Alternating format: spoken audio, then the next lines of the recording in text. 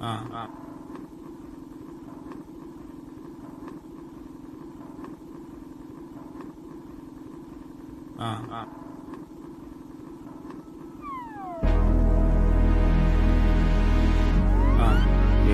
It's survival.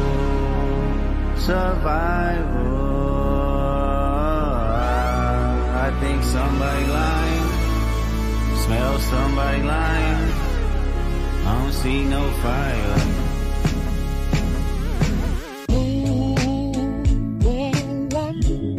Off-white Sunseeker had the marina. Fuck a phantom, I like to buy yachts when I get the fever. Wine cooler spill on my white t-shirt, the sightseer. Trifecta, money, morals, and culture. That's my leisure, my visa. Passport tatted, I shall hub in Ibiza. Luke Callie's dwellings in Brooklyn just to book me some pizza. Who can reach us? Only God can teleport this type of freedom. God, my confession is yours. But who am I if I don't go to war?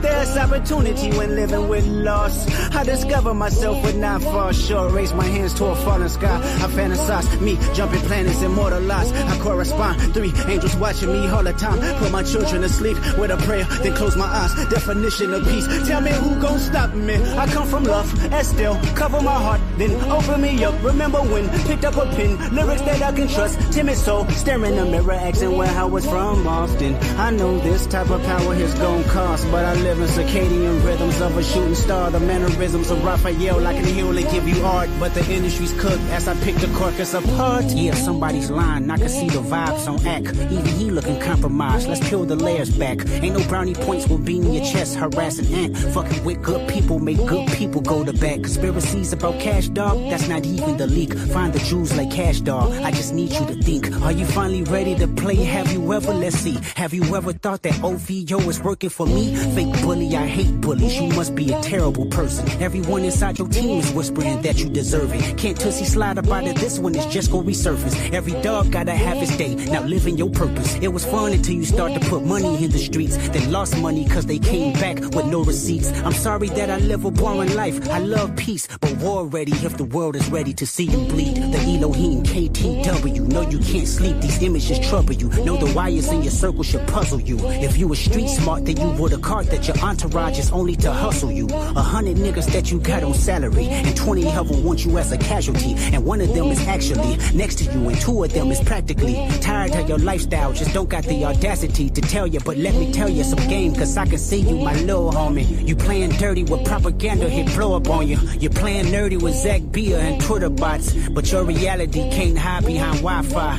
Your little means is losing steam, they figured you out. The first opinions is not convincing, I need a new route. It's time that you look around on who's around you. Before you figure that you're not alone, ask what Mike would do.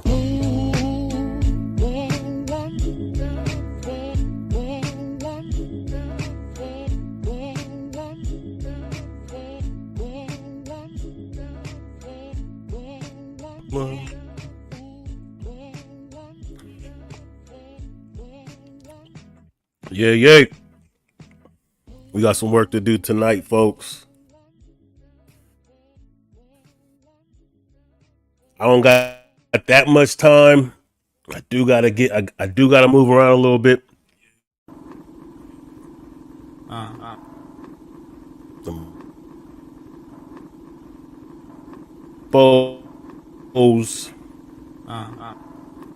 We're gonna have a coming out party for your boy Mike TV. And I feel like I have to do this for a couple of reasons.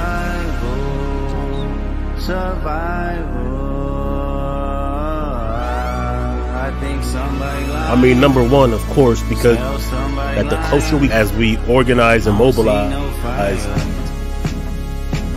and actually start to push positively and get traction on some of the things that we're doing as a people, as an FBA lineage, you know what I mean? As we do that, we're going to get more pushback.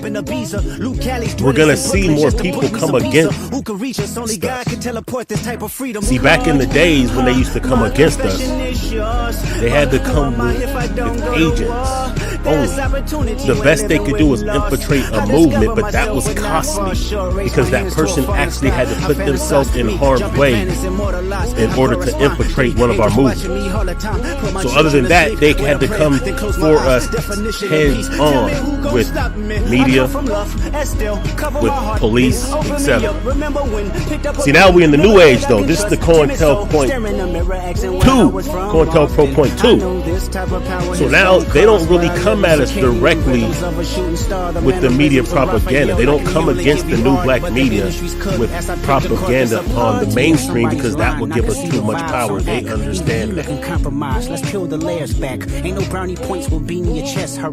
So they'll prop people who act like, and one of the reasons why I say when it comes to being an agent, I don't care if they're actually paid directly from the government or not. It's because the effect is the same. I mean, if according to FBI documents, one of the purposes of COINTELPRO was to expose the world is ready to see you bleed. The Elohim KTW. No, you can't sleep. These images trouble you. Know the wires in your circle should puzzle you. If you were street smart, then you would have caught that your entourage is only to hustle you. 100 niggas that you got on salary, and 20 of them want you as a casualty. And one of them is actually next to you, and 2 of them is practically tired of your lifestyle. Just don't got the audacity to tell you. But let me tell you some game, cause I can see you, my little homie. You playing dirty with propaganda, hit blow up on you. You're playing nerdy with Zach Beer and brothers and sisters and organizations that we trust. They can ride off the algorithmic red wave of those who we fuck with on the grassroots just to try to neutralize, to misdirect, to disrupt. And it might just be that's what it is. Maybe it's just they're doing it for the money. Maybe they're just doing it because they're out of touch. They could be doing it just because they actually just hate us, or a lot of times they're doing it because they really ain't us. We've been seeing this unfold now for years, right? We done seen the Coleman Cruz, the Puerto Rican moist wannabe rapper with 500 IG followers.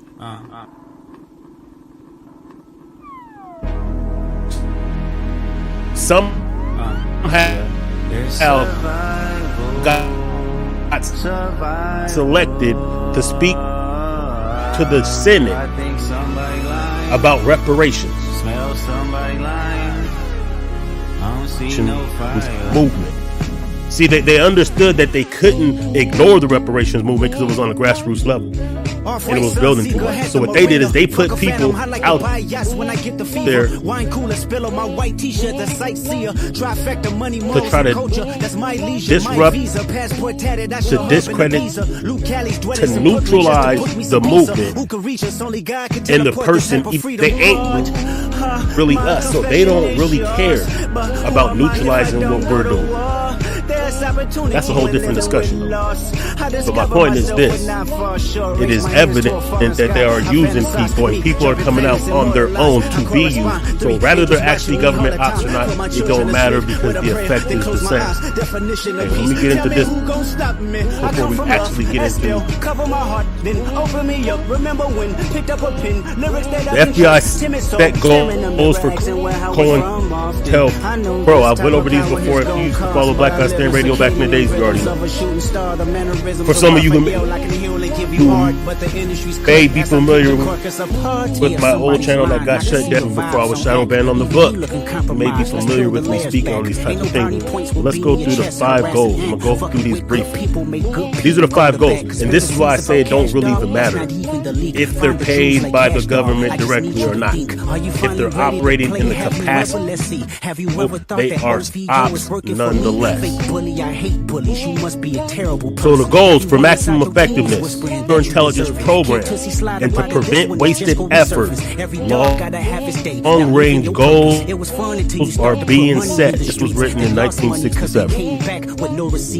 Number 1, prevent a coalition of militant black nationalist groups. That was militant black nationalist groups. What does that mean? It's pretty straightforward, right? It means they don't want, they want to prevent, and one of them is actually next to you, and two of them is practically tired of your lifestyle, just don't got the audacity from being able to combine into a united front. In unity, there is strength, a truism that is no less valid for all its triteness. An effective coalition of black nationalist groups might be the first step towards a real Mau Mau, Black Revolutionary Army, in America. The beginning of a true black revolution. Now, of course, for those of us who are Khalid Abdul Muhammadites, disciples, we know that when we speak revolution change. Number two, and this is the one that most people are actually familiar with, preventify and electrify the black nationalist movement. Malcolm X may have been such a messiah. He is the martyr of the movement today. At this point, he's already passed. And we're about a week from his birthday. We're going to get into some more about Malcolm X. It's going to be very relevant, as you'll see. Michael, also known as Kwame Ture, and Elijah Muhammad all aspire to this position. Elijah Muhammad is less of a threat because of his age. King could be a very real contender for this position should he abandon his supposed obedience to white liberal doctrine of nonviolence and embrace black nationalism. Carmichael has the necessary charisma to be a real threat in this way.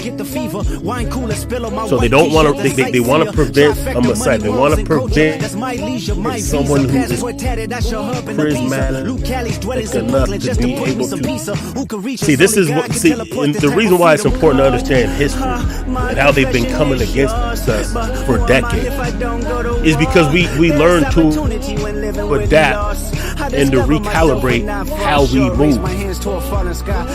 Rule number 2, they were pretty successful to some degree in doing it. That's why they knocked off the King, they knocked off the X, they bombed the movement, they took down PWP and Bobby Seale, they killed Fred Hampton, they arrested Assata Shakur even though we got her out. They took representatives of the movement, leaders of different organizations, and neutralized. This is why now decentralized our movement. So it's not just one person that could be neutralized and make the whole movement a way to be media. When we speak new black media, we're not just speaking about those better known platforms. We're speaking about the audience. We're speaking about you, me, anyone who has a social media account that can signal boost and share information in real time and support the cause, represent. They're paying attention to all of this.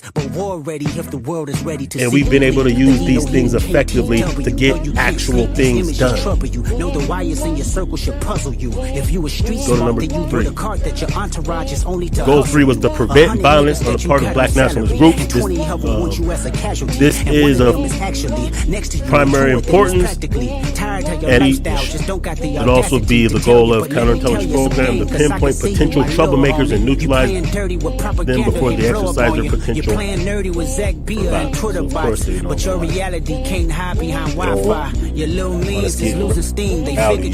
to because they know that we will get rowdy when we need to. So first they want to prevent that. Number 4, prevent. Now this one's important. Check this out. This is a 3-part. This is very serious business right here. Number 4, prevent militant black nationalist groups and their leaders from gaining respectability by discrediting them to 3 segments of the community. Check this out. The goal of discrediting black nationalists must be handled tactfully in 3 ways.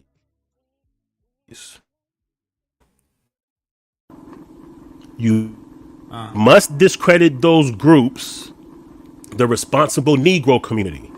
That means like those who aren't really active in social work, aren't really active in activism, aren't really part of any organizations. We might call them the dumb, deaf, and blind. No disrespect, but this is just how it was broken down. You know, in the 120 lessons. We might call them the sheep. So discredit them to the regular black folks who don't really want to be bothered. They just work, come home. They're not really too attuned to politically what's going on. They may not know of those whose shoulders we stand on in depth. So discredit them to what they call the responsible nigga. Second, you must white community both responsible community and the so what they're saying here is that discredit them to not only the conservatives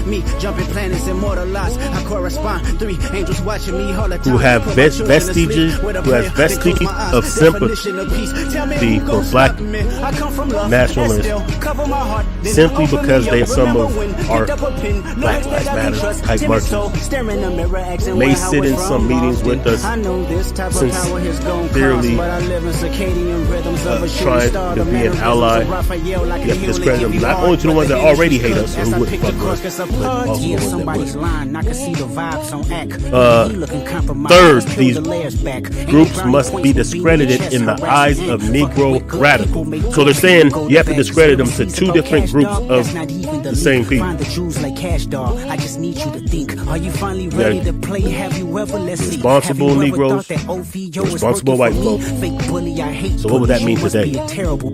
Everyone inside your team is whispering that you deserve it. Can't tussy slide about it. This one is just gonna resurface. Every dog gotta have his day. Now living your purpose. It was fun until you start to put money in the streets. They lost money because they came back with no receipts. I'm sorry that I live a boring life. I love peace, but war ready if the world is ready to see you bleed. Actually doing the work. Those who are part of the new black media. Those who are part of the grassroots efforts for justice, reparations, and everything else that we're pushing. Discredit them to them. Discredit them to people like us, people like you, who's listening to this right now, or who may listen to it later. Discredit it to the people who need it the most and who already follow this and are already on that. Because remember, all of this is to expose, disrupt, misdirect, discredit, or otherwise because when we're speaking about like some of these detractors that I've exposed here before, you know of them as well. When we speak about these cats that come against us, who always have criticism, who's always trying to disrupt or expose or misdirect or discredit. See, it'd be one thing if the criticism wasn't in bad faith, tactic, or this goal that we have to reach reparations. It's not going to work like that, but here's how it is going to work. I'm organizing to try to get it done like that, like this. I don't think what Tariq Nasheed and FBAs are doing is going to get it done, but hey, we could do it like this. If they were actually working on this that they're saying is going to work, then I could take them serious. But they don't. What they do is they just want to neutralize the movement, but they're not going to give you any motion. So in essence, what they're saying is, hey, we shouldn't be participating in none of this. We should just be listening to this dude on YouTube who's not going to do a goddamn thing about our conditions. That's basically what they're saying. Because guess what?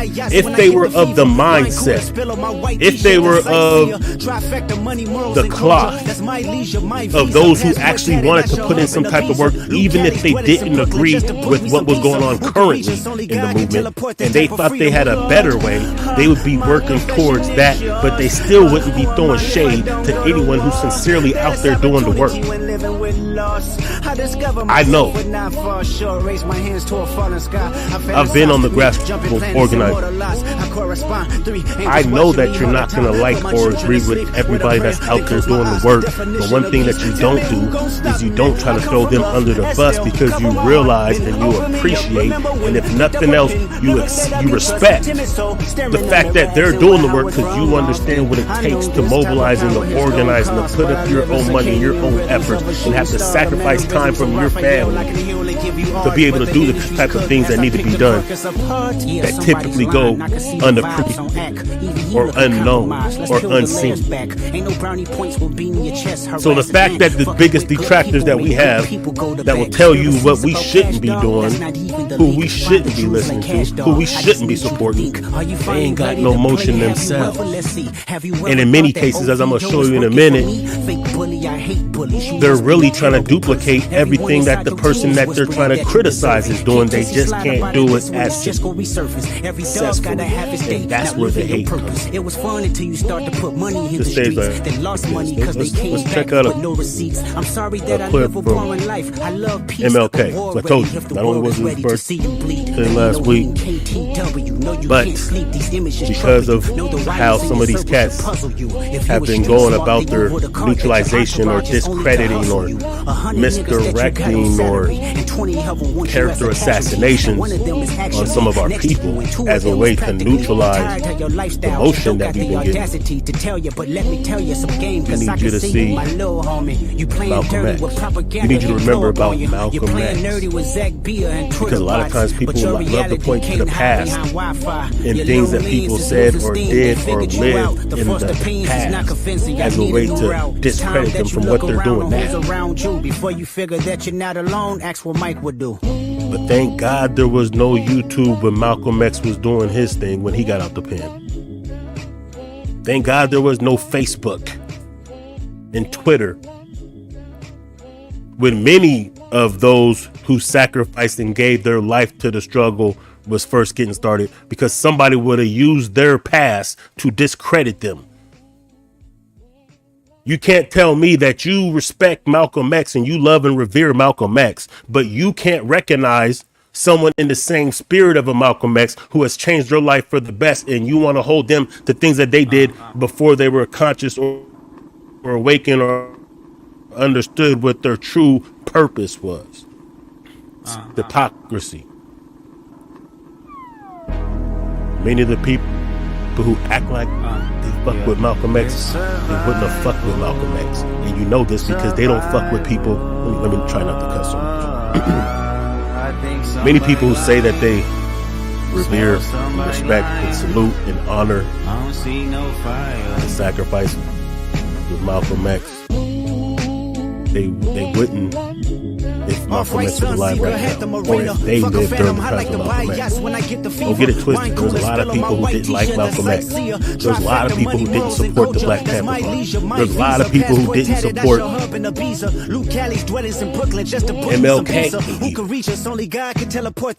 There's a lot of people who didn't support the movement in the 60s, who now, if they're still alive, will act like they were supporting all of that.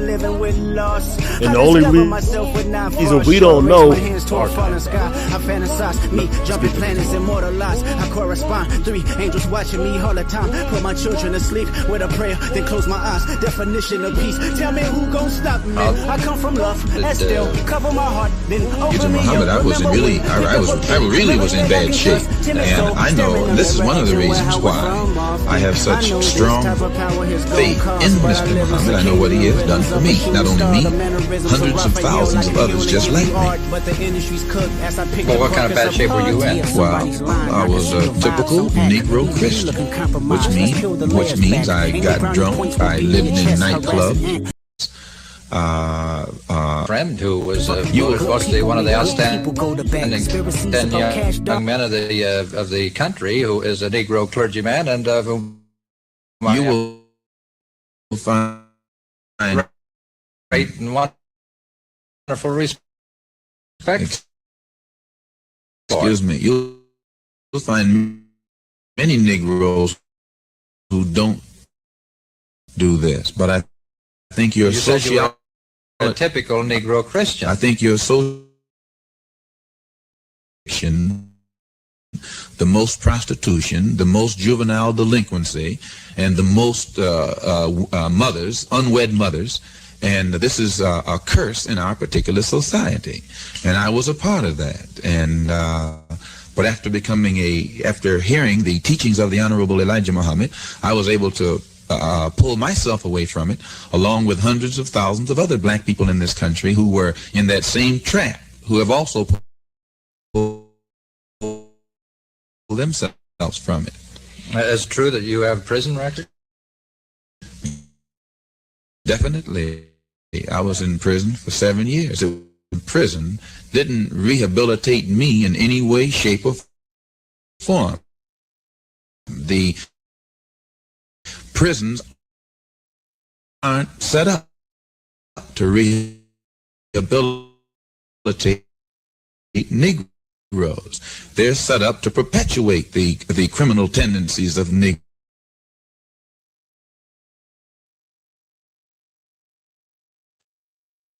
Yeah, shout out to Shane Nkrumah. So you heard him. So we all know about Malcolm X's past. At one point, he was a pimp. He was a drug dealer. He was a drug user. He fucked around with white chicks. He had his hair combed. He ran numbers. He might have caught a body for all we know. I'm not saying he did. I'm saying it's possible living that type of life.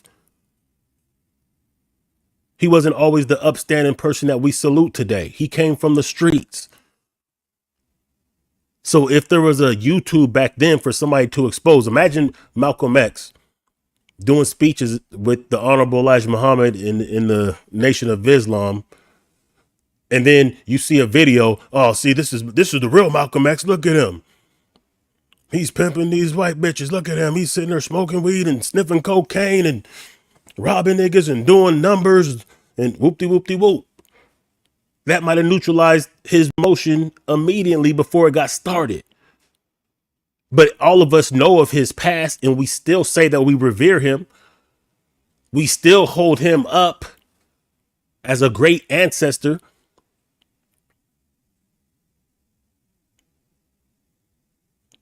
The Most Honorable Elijah Muhammad said some of our greatest warriors are going to come from the streets. Nothing could be truer. It doesn't mean that they also ain't going to come from the colleges. It don't mean they're not going to also come from the suburbs. It doesn't mean that they're also not going to come from different realms. It says the church. Just saying, like, we can't dismiss those that come from the streets, especially when something turned light on in their head that made them understand what their purpose is.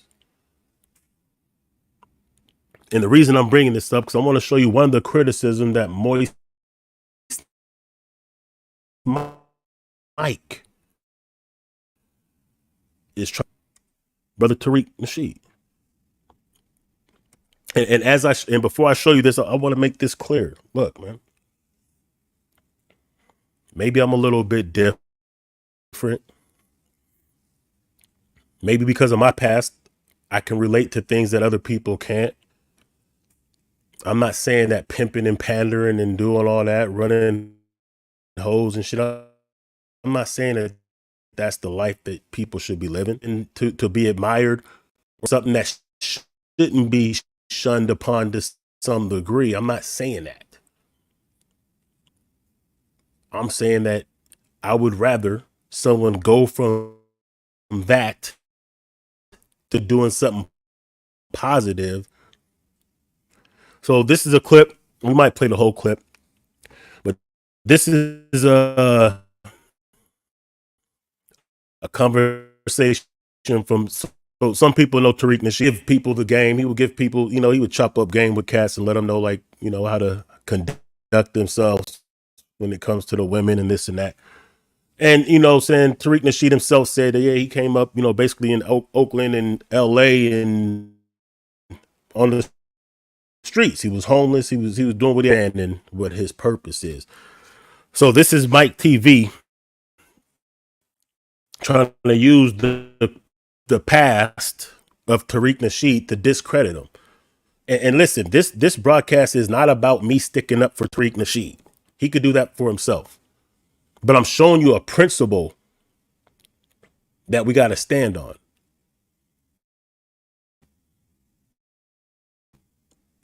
And that set and try to disrespect and neutralize something that we're doing, something that's gaining momentum, especially if they don't have any receipts for doing anything for our people. That's the principle that I'm trying to articulate today. I'm trying to show you that these tactics aren't new tactics. Just a refresher. These aren't new tactics. 55. Discredit, neutralize the activities of black nationalists. So when we speak about the reparations rally, that's an activity of black nationalism. When we speak about we need a crime bill specifically for us, that is an activity of black nationalism. When we speak about controlling our own narratives, that is an activity of black teaching our own history and archiving our own history and building institutions. FUBU, those are activities of black nationalism. So anyone who's trying to neutralize, discredit, disrupt, expose, misdirect, those type of activities have to be considered ops. They have to be considered agents. This is what the FBI literally said they wanted to do in the 60s. So regardless, anyone who is conducting themselves in the manner that lines up, they're ops. Period. Let's go. Where we at, man? There we go.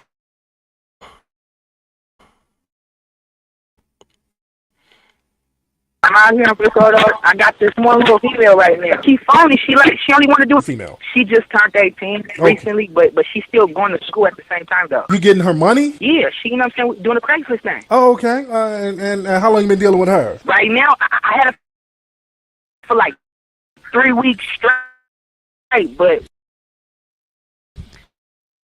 like I said, she's only been doing on the weekend. Okay, hold on. Stop.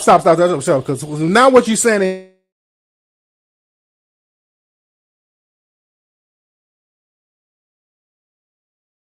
I can tell her though. You need to holler at her. I mean, that's not your bitch.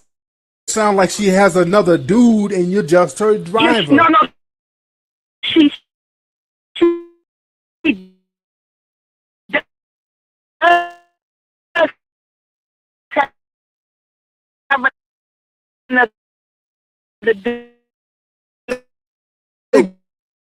Exactly.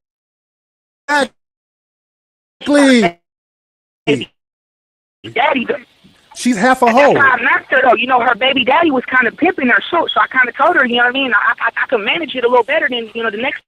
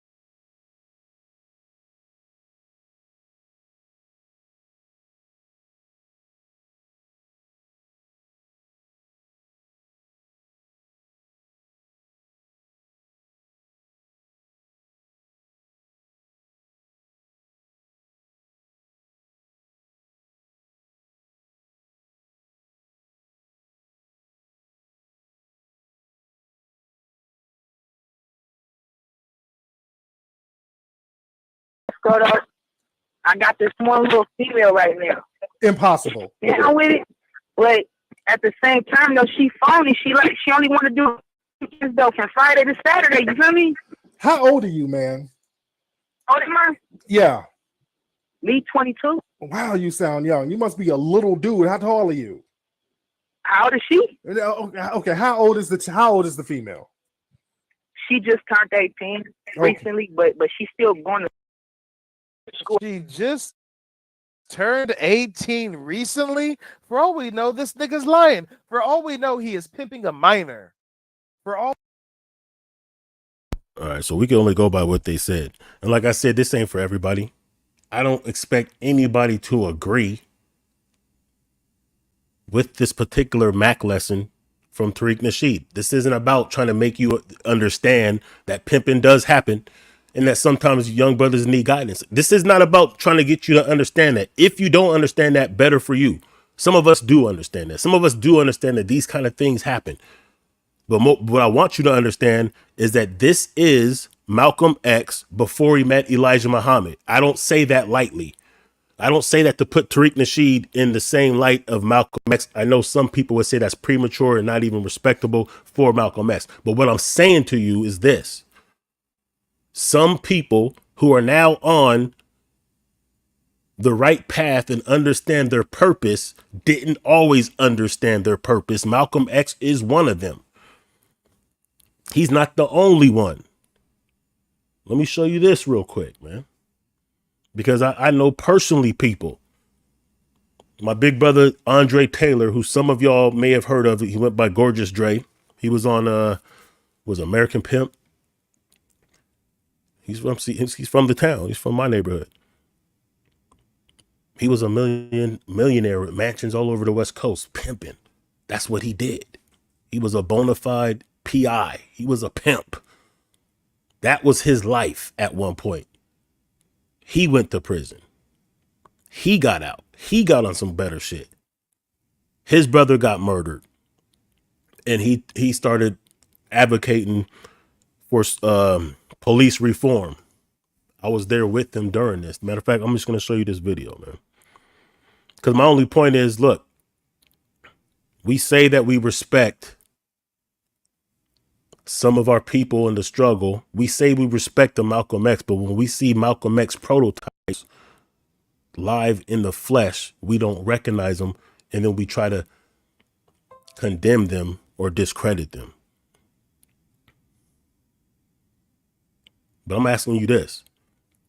Would you rather, if you don't agree with the Tariq Nasheed Mac lessons, would you rather him continuing on that same time of being the Mac lesson guy, telling, pimping and whoop-de-whoop? Would you want him to stay on that path?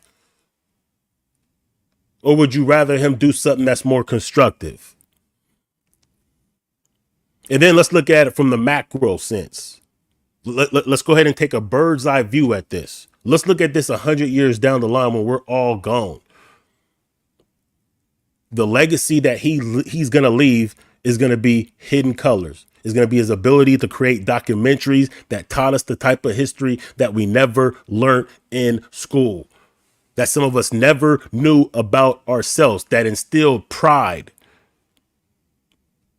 that instilled the confidence of how we need to move in order to reach and accomplish our goals of self-empowerment, returning to our glory.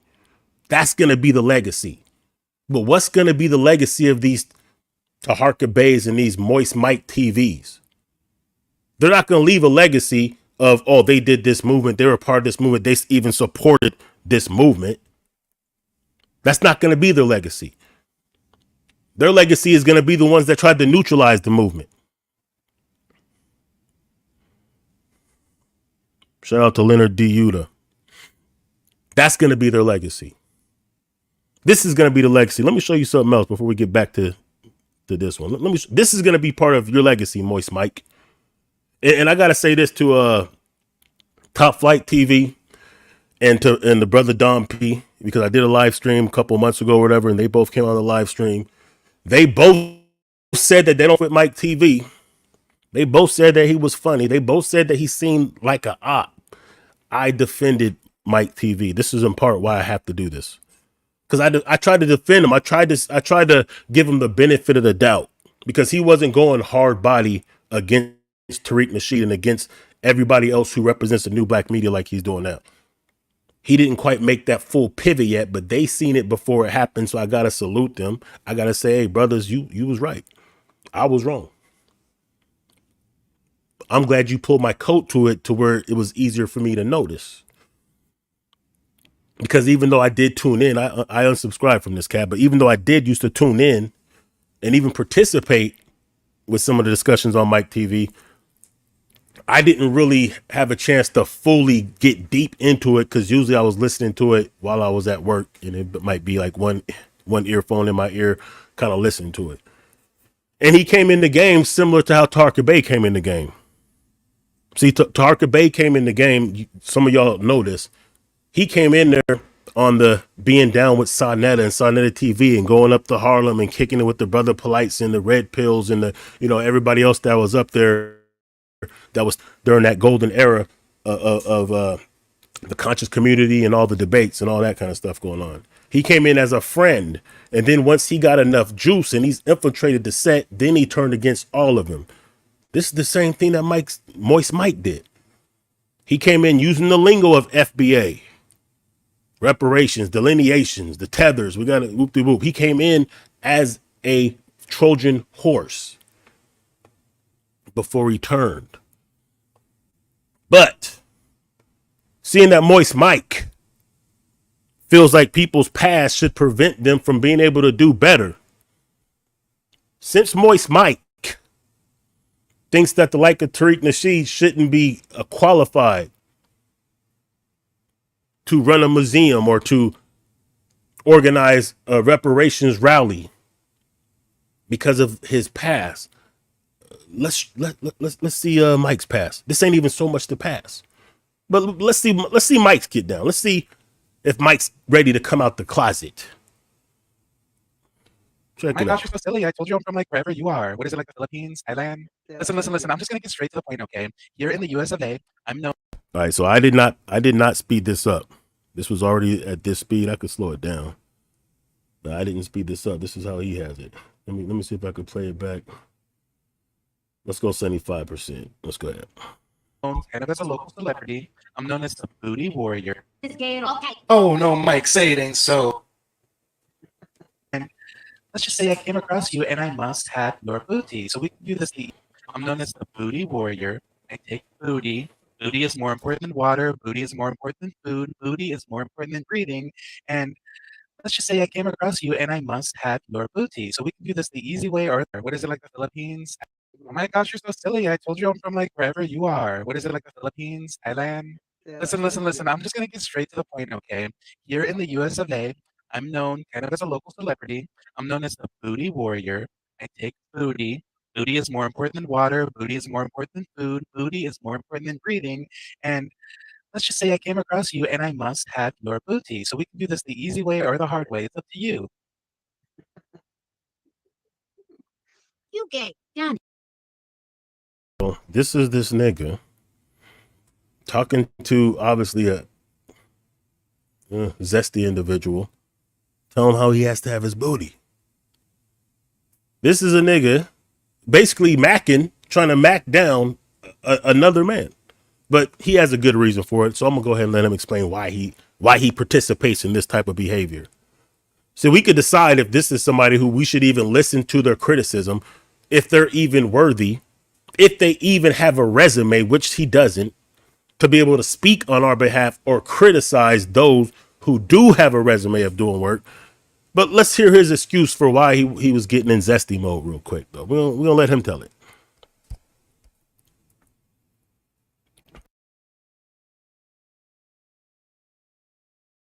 Niggas are gay. Nigga, you gay. That's gay.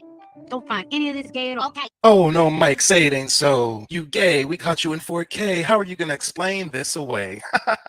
Ever since I've exposed Melanie King, not just exposed her, but provided documentation that shows that her ex-husband sued her for stealing her daughter's YouTube channels, rebranding them as the Melanie King channel, and selling over $100,000 on the corporate credit cards. Ladies and gentlemen, I've had these YouTube streets on fire. Now they've sent the cronies after me. This is a masterclass in the art of deflection. When one wants to deflect, what do? They try to change the subject. So now the subject is supposed to be Mike's sexual orientation. Now the subject is supposed to be these clips floating around. Anybody who's sharing that clip around, have you noticed that they're not saying where they got that clip from?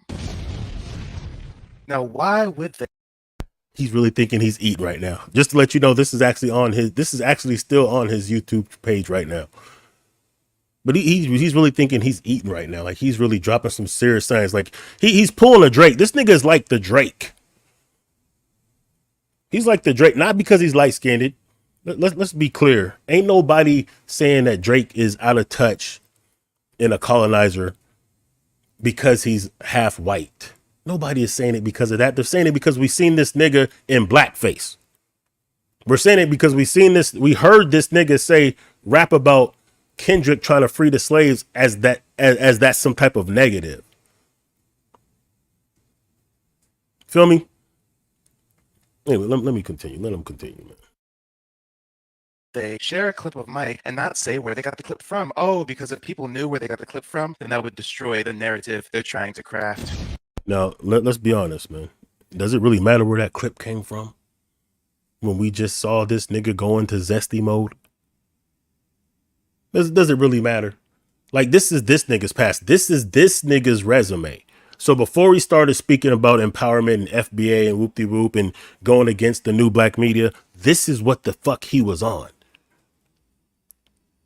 He didn't come from like some activist cloth where he was putting in work, where he was supporting any type of movement that is going to better our people. He came from this type of shit. This is where this nigga came from. Must have your booty. So we can do this the easy way or the hard way. It's up to you.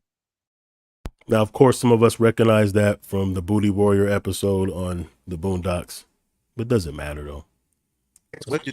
They try to change the subject. So now the subject is supposed to be Mike's sexual orientation. Now the subject is supposed to be these clips floating around. Anybody who's sharing that clip around, have you noticed that they're not saying where they got that clip from? Now, why would they share a clip of Mike and not say where they got the clip from? Oh, because if people knew where they got the clip from, then that would destroy the narrative they're trying to craft. This nigga swear he's eating right now. He swear he's doing some mind judo, some reversal. He's doing. This is why I say he's kind of like Drake in this sense that, you know what I'm saying? He gets called out for certain things. He gets exposed for certain things. And he tries to go in there and spin the narrative. Oh, we fed you that information. You know what I'm saying? He's doing the Drake. We fed you that whoever gave you that information is a clown. And then the next bar, we fed you that information. So that's what he's trying to do, basically. He's trying to make it seem like, oh, I'm the one that made that video and put it out there. So somehow, whatever though. Because you see, guys, I used to do a live dating show where we do some trolling, we'd interview some ladies, men alike. And during that live dating show, I have something called the Wheel of Fortune. Listen to this. $10 to spin the wheel, and it lands on a different segment. Kevin Samuels ladies go after the chunky chicks, the cougars, etc., etc. There was even an off-menu item called Zesty Time, where for $20, I would talk to some people who looked pretty damn zesty to see if I can troll them and create some good entertainment. And you know what? For $50, we entered into Super Zesty Time, where I even pretended to be a zesty individual myself. Oh boy, I'll do anything to satisfy my audience. Right? Pretty damn zesty. So basically what you just heard him say is that it's okay that he's doing zesty stuff because he'll do that for $20. And then for $50, he'll even go further with the zesty shit. So he's basically saying that he's zesty for a price to entertain his audience. So basically what he's saying, he's willing to sell the Bucci starting at $20. He's saying he's willing to compromise his manhood and quote unquote fake like he's zesty and moist for $20 motherfucking dollars. Now let me ask you something, man. Without doing any homo shaming or anything like that, but let me ask you this, especially if you're a straight male. Would you trust somebody who would switch up and start going bussification mode for $20? Can you respect the integrity of someone that $20 would change their whole MO sexually wise? Like, is this somebody who we can trust to be integral, whatever, to hold integrity and character for our people? If he could be swayed to change his sexuality for $20, this nigga will fold for $20, $20, $50, and he goes super zesty is what he said. Is this the nigga that should be criticizing those who actually have a resume of actually doing things positive for our community? Because it ain't just Tariq Nasheed. It's Afro Elite. It's Jason Black. It's anybody that's affiliated with the new black media, with the reparations movement, with the social justice movement that we're doing, who he's attacking. Why do they always send these moist niggas? Why do these moist niggas, these niggas with these moist past, always seem to try to come and sabotage our movement? Why do these niggas who have no integrity and no backbone, who can't even stand straight on their square as a man, if $20 is offered for them to switch, why would we listen to their criticism? Is what I'm saying. He thinks that what he's saying right now is something is excusable. He's thinking because, oh no. I know I said some zesty stuff, but listen, guys, they gave me $20 to do it. No. Listen. I know that I was saying that I want to get up in some bussy, but I go super zesty for $50 though. You don't understand? I got $50 for that, y'all. Nigga, are you serious? So what would you do for $100, Mike? Huh? What would you do for $500? What would you do for $1,000? God forbid. What would you do for 10 G's, Mike? Because if you're starting at 20 and working your way up, I don't even really want to know what you would do for 10 racks, for 100 racks, for a chance to get your own TV show. So you know how we always speak about how these celebrities, they're always doing these rituals, these homosexual rituals. And I believe it happens. I know it happens. It ain't everybody though. It's not every single celebrity that is sucking dick for contracts. It's not like that. You know who do it? The ones that don't really have talent, or those who already swung that way in the first damn place. So imagine this dude, Mike TV, gets a chance to have a national TV show, some type of, skit, whatever. Do you not think that he's gonna jack a nigga off for a chance to get, some primetime television slot, a Netflix special? Because he's willing to start his zesty quest for $20. Like he's opening up. He's starting it off for $20. $20 is where the bidding starts if you want this nigga to get zesty. So do you really think that this nigga would really stand on this square in any other, like if you can't stand on your square as a man, as a heterosexual man, then you probably will be compromised in any type of way.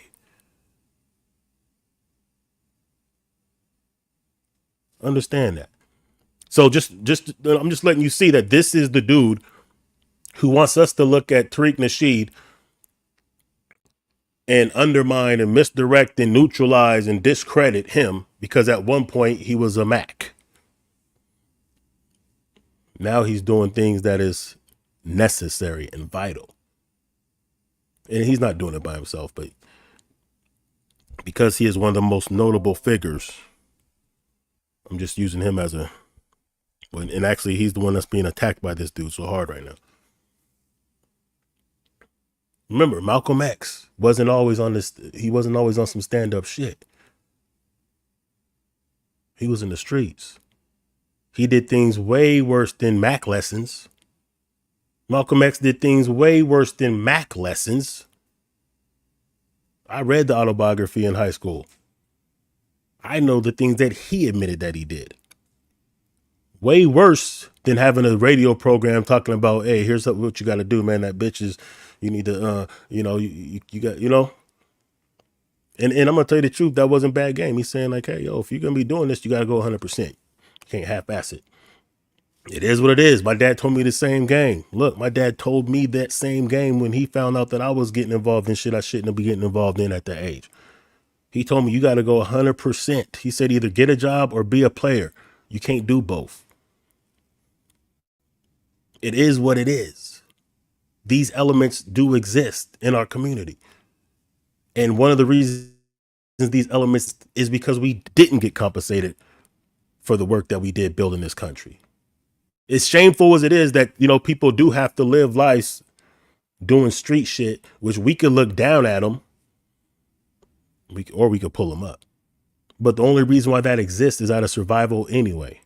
So the fact that this dude is going to go against the reparations movement means that he's willing to put for the perpetuation of the high risk behavior that people have to do when they're in impoverished conditions. I'm not making excuses. I'm just telling you what the reality is.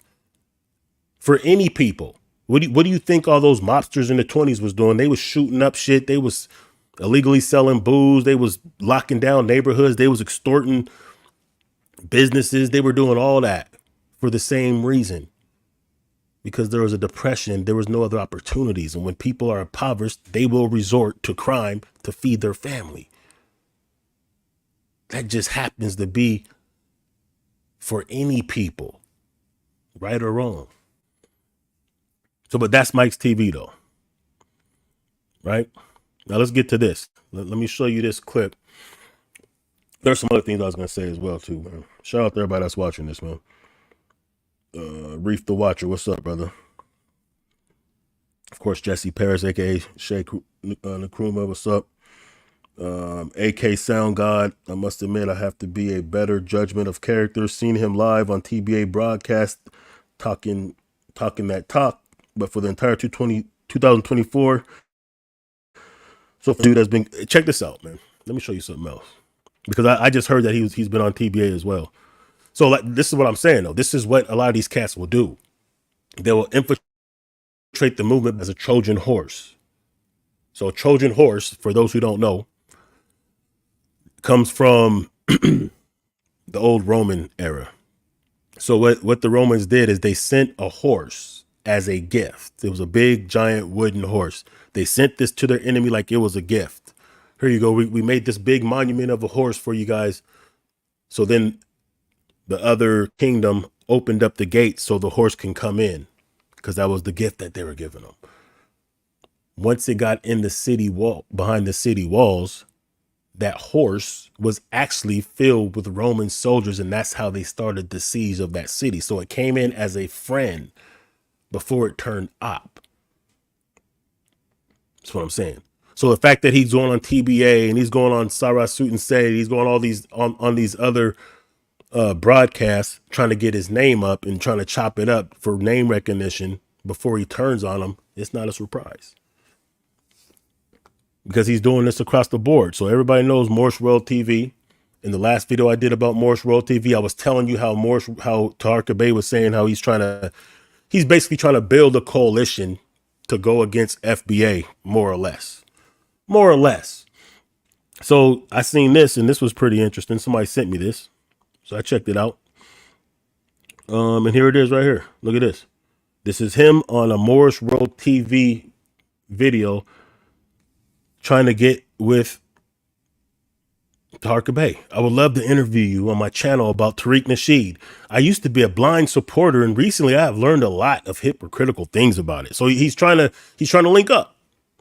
Here's another one. He's trying to link up with Taharka Bey.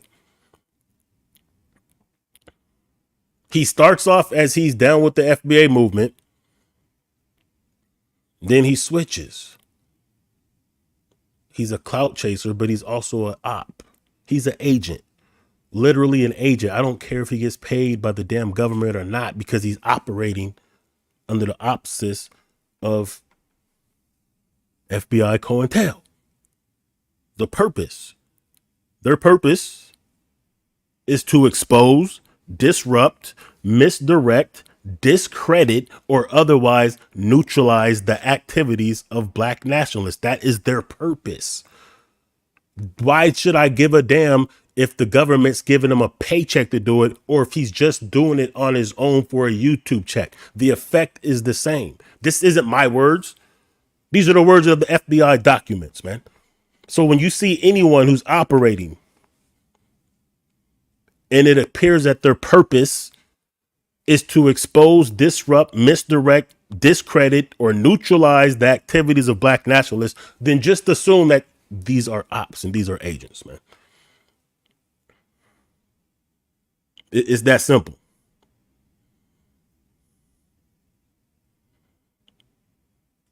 Now let's get into this one real quick.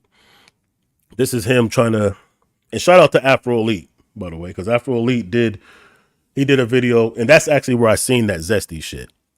But this is a video that Mike TV did when he was trying to discredit Afro Elite and the reparations movement. So we're going to play this, we're going to pick it apart a little bit, and then we're going to keep it moving. I'm going to show you, and I'm going to pull some receipts of the things that I've done in the community so that you can understand why I'm so passionate about this. So you can understand why I only could applaud and appreciate those, even with a checkered past, who found their purpose, because I'm one of them. The big homie Andre Taylor is one of them. So we're going to get into some of that, but I'm going to show you this though real quick. Let's get to this. Damn. That's wild, y'all. That's wild. He can't keep the same energy. Oh, Lord. Oh, Lord. So, guys, peep game. First and foremost, I didn't realize that as the time has gotten closer and closer to this reparations rally, Tariq Nasheed is actually changing the narrative quite a bit. At first, it was a reparations rally. We're going to get our check. We're rallying for reparations, right? But I've learned that as the date gets closer and closer, he's actually pivoting, guys. He's actually now trying to market this more like a block party. He's saying it's like a Juneteenth celebration. Nigga, which one is it? It's either a reparations rally or it's a Juneteenth block party. It can't be both. Actually, it can be both. And actually, that's what it was from the beginning. If that's why it was created to be on the date that it is.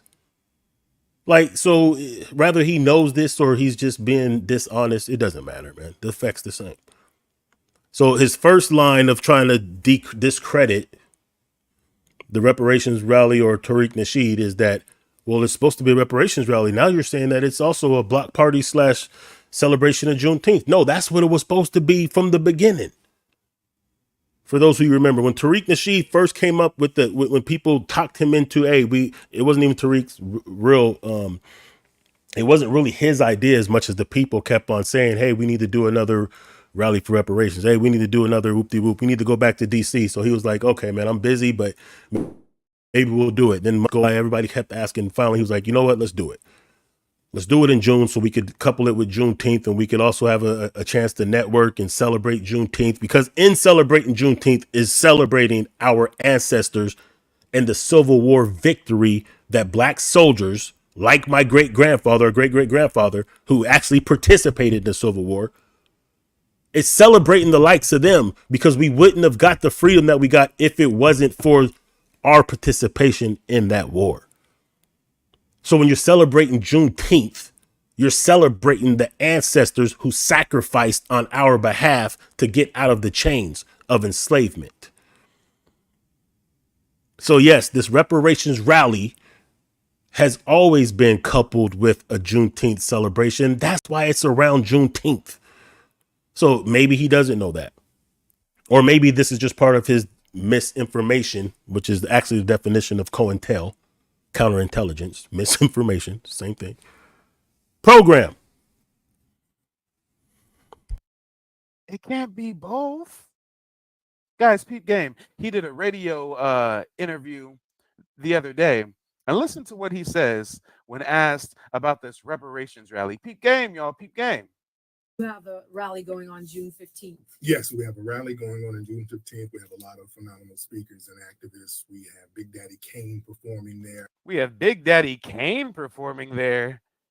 We have a lot of speakers and activists. We have Big Daddy Kane performing. Oh, guys! So when the So let me, I don't know, maybe it's a generation thing. I'm old enough to know, love, and appreciate, and for Big Daddy Kane to be one of my favorite rappers.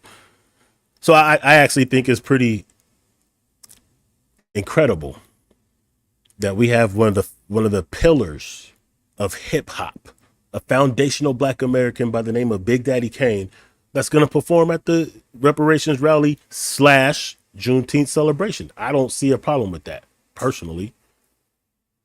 I think that's pretty dope, especially if you know Big Daddy Kane and his ideologies through his music. If you're of my age and you're very familiar with Big Daddy Kane, you know that he was about upliftment for the people, as many people in hip hop were. So I think it's very appropriate that he's coming. It ain't like he's having Sexy Red come there. It's having Big Daddy Kane. And if anything, that will give more exposure to the cause. Not only that, it will lift the mood of the celebration for Juneteenth.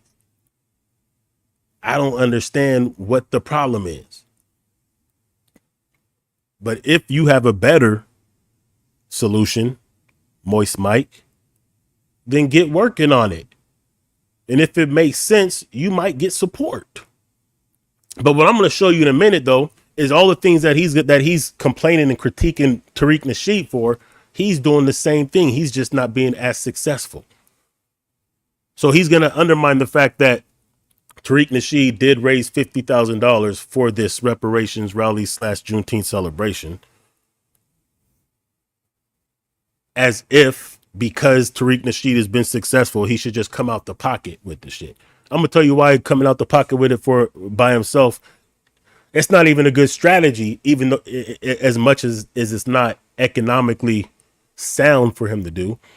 It's not a good strategy because if we have one person that's footing the bill for everything that we do, we become dependent on that individual, making it easier for our ops to neutralize that one person and kill the movement. Not only that, it gets us in the mode of being entitled to think that just because this person has money, this person should do everything, when really collectively, we have to learn how to be able to collectively contribute to things that are beneficial for our people. And it's voluntary. It ain't like you have to contribute to it. You can still go to the reparations rally if you don't put a dime into the coffer of the GoFundMe. But to me, someone who's willing to put my money where my mouth is, where my heart's at, I don't mind giving up a 10, 20 or whatever for something collectively that as a people, we can all say that we can share in the success of this because we put up on it. To me, that's not a problem. To me, it's something that we have to learn to do. Because I've heard for years about how come Jay-Z ain't fixing all of our problems? He's a billionaire. Oh, how come whoop-de-whoop? Nah, what are you talking about? If you took all the millionaires and billionaires out of our community, you wouldn't even notice. You wouldn't even notice when you compare it to the collective wealth that we all have. So if we could all put together a couple bucks that ain't going to hurt us, and we can get real shit moving and shaking, we should be in the mode of doing this. This is what other communities do. But for somebody who doesn't understand that, to also be the same person who doesn't mind raising funds to help Mike build a community streaming platform. See, he has a problem with somebody raising money for a reparations rally that would benefit him if he's FBA. He has a problem with people raising money to create documentaries, things that are tangible devices that can archive our history and educate us for generations. That's the problem to Moist Mike. But the same Moist Mike isn't really against fundraising because he will fundraise on his own behalf for his streaming platform. So is it that he's jealous that within a month of putting out a GoFundMe for his streaming platform, he's only able to raise $450 out of $3,500? Is that why he's upset with Tariq Nasheed, somebody who was able to raise $1.1 million in a month, someone who raised $250,000 for the microphone check documentary? Is it really that Mike is against the idea of crowdfunding because he thinks that that's just exploiting the people? But it's okay if you give to him for his streaming platform so he can show you some more zesty time and super zesty time for $50. It's hypocritical, man. This is why I say, like, it ain't just the fact that I think this nigga's zesty that I say he shouldn't be a representative. It's because he doesn't have a resume of doing anything for the people. It's because he's a hypocrite and he doesn't have integrity. Because what he does the same thing that he condemns other people for. And he's already shown us that he's willing to compromise his own manhood for $20. Now, if he truly is zesty, then I guess that wouldn't be hypocritical. But he claims that he's not. So if he's not, but he will act zesty, that's like you'll put on a dress in a movie, but you ain't homosexual. It's like you'll do a love scene with another man as an actor, but you're not homosexual. It's like saying you'll drop on your knees for a contract, but you're not gay. But you're saying you're willing to compromise yourself as a man, and he's willing to do it for $20. Let's go back. Let's go back to the, for people that just tapped in. Yeah, he's willing to compromise himself for $20, y'all. Let's go. Okay, here in the US of A, I'm known kind of as a local celebrity. I'm known as the booty warrior. I take booty. Booty is more important than water. Booty is more important than food. Booty is more important than breathing. And let's just say I came across you and I must have your booty. So we can do this the easy way or the hard way. It's up to you. You gay. Look, hey, I'm just saying, that's what he'll do. That's Moist Mike. Clips floating around. Anybody who's sharing that clip around, have you noticed a clip of Mike and not say I would destroy the narrative they're trying to craft? Because you see, guys, I used to do a live dating show where we'd have some jokes, we'd do some trolling, we'd interview some. We did a live dating show, so that excuses the moistness. It's not that he's a homosexual, which I'm not saying, whatever. However you feel about that, whatever. You know how I feel about it, but, in itself doesn't make you a terrible person. What I'm saying, though, is that if you're not, and you're willing to act like it, you're willing to play the role of one, you're willing to do moist shit for $20, then that means you'd probably compromise yourself in other ways. It means that you would be compromised in other ways as well, which means that your integrity, your principles, your foundation is not strong enough to say that you want to criticize people who have a resume for doing things for the community. Ladies, men alike. And during that live dating show, I have something called the Wheel of Fortune. You can pay $10 to spin the wheel and it lands on a different segment. Now peep the Wheel of Fortune, right? There's 1, 2, 3, 4, 5, 6, 7, 8 different categories on the Wheel of Fortune. There's 8 categories on this Wheel of Fortune that he's willing to spin, right? But listen to what he says. Kevin Samuels ladies go after the chunky chicks, the cougars, etc., etc. There was even an off-menu item called. So even with 8 different things on that wheel, it didn't feel complete to him until he added 2 more off-menu items, both which just happened to be zesty behavior.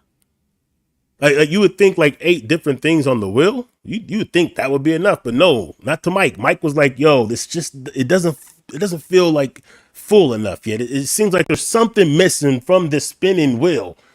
We need to add more to make it more. I don't feel fulfilled with this wheel. I need to add a little bit more. So here's what he decided to add. This is your boy Moist Mike.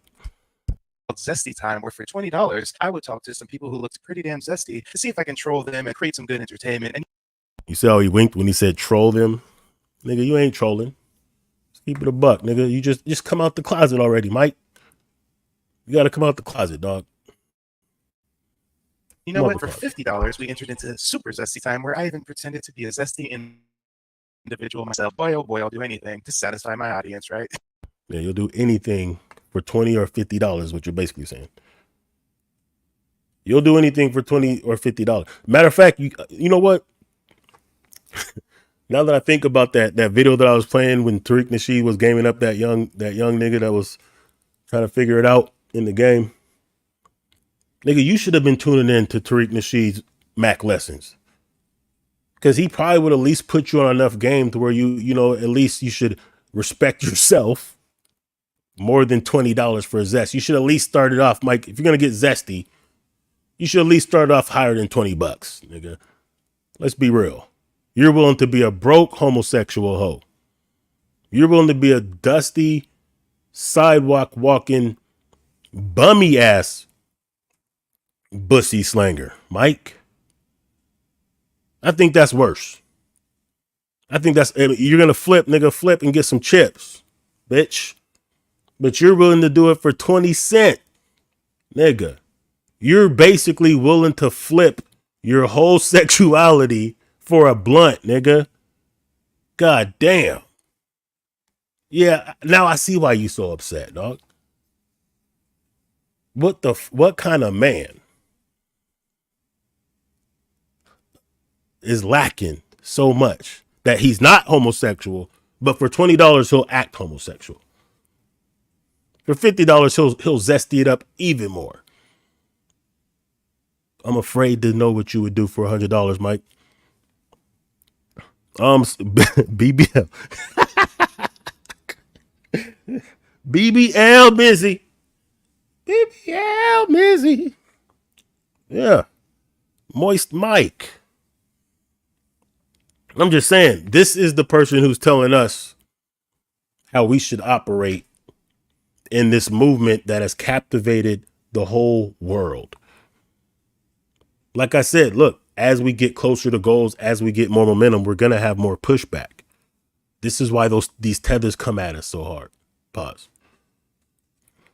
This is why the white supremacists will pull up on our spaces talking that yin yang. This is why some of the paid and bought old black media Negroes always have something bad or disrespectful to say about us. The Roland Mars, the Moist Lamont Hills, the Candace Owens, the Tommy Sotomayors, the Coleman Cruz. This is why they're attacking us like this. Because they see our potential. They see that the tables are going to turn. The writing's on the wall. And if you depend on white supremacy to eat, if you don't have the confidence that our people can take the wheel when it's our time, then you want to preserve the status quo. The problem is a lot of niggas, they don't really mind white supremacy. They just want to be comfortable in it. They don't really mind us being at the bottom.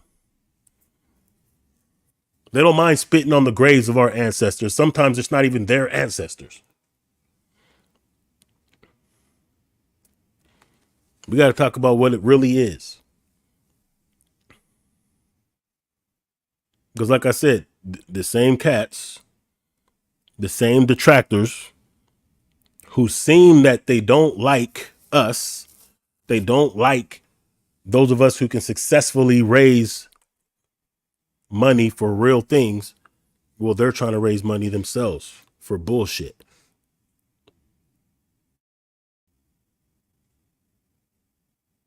See, they don't mind raising their money.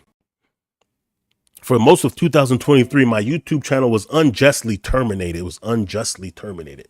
He's speaking about injustice of his fucking YouTube channel, while at the same time running interference and trying to undermine and discredit our actual movement that actually is going to affect our babies and their babies and their babies. He's whining about a fucking YouTube channel. I've lost 2 YouTube channels.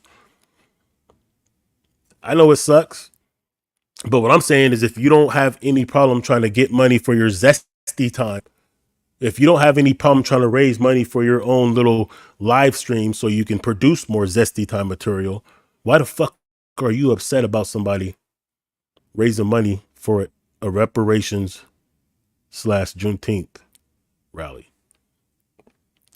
This new platform will enable me to create higher quality content without the constraints of YouTube. It will also enhance our connection through movie rights, documentaries, live reaction experiences that aren't feasible on YouTube. So, look, I don't mind if he wants to raise some money for his shit. At this point, he's raised $450. Took him a month to get the $450 of his $3,500 goal. Like I said, hey, do you, dog? It's sad that you feel like you have to raise $3,500. I won't say that because I know that everybody just has $3,500. But what I'm saying is, it would seem like, you know, $3,500 would be something that you could touch, that you could save up yourself. It would seem that, and if you can't, and you do have to go the route of crowdfunding for that $3,500, just so you could have a better streaming platform, it would seem like when you weigh the necessity of that towards the necessity of our people being able to come together for a reparations rally and raise awareness for such a thing, something that has been due to us for hundreds of years now. It would seem like if you've seen somebody raising crowdfunding and the people who aren't complaining about, you know, putting their money together for this rally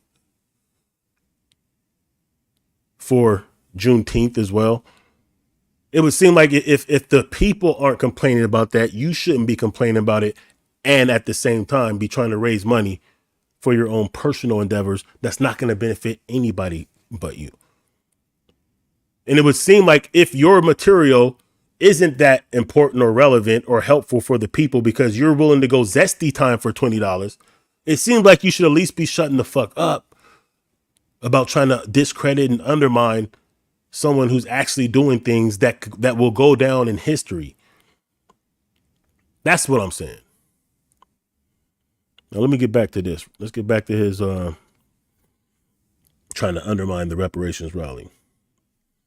All we know, Tariq Nasheed with his wife in the same room is going to give him advice on how to pimp a fucking minor. And y'all wonder why I don't rock with this nigga no more. Really? Really? Oh, that was the wrong clip. But no, the lady in this one, if you guys watched it, it wasn't a minor. She was 18. But like I said before, you can hate it all you want. Yes, Tariq Nasheed used to do the Mac lessons. Yes, he would game up young cats about how to get the draws, how to keep a broad. And if they called with some pimping, wanted some pimping advice, he would give that to them too. No matter how bad you think that is, that's fine. I get it. But understand that this is the past. Understand that if you say that you salute Malcolm X, you can't say that you are going to dismiss people who came from struggles, because Malcolm X did a lot worse than have a radio show called the Mac Lessons. Malcolm X was really pimping bitches. He was really selling drugs. He was really running up in people's houses. He was really running numbers. He was really doing drugs. Who knows what else he was doing, but he was really living that life in the 40s, dog. And it was real. It's real now, but you know what I'm saying. So who knows what he had to do to survive?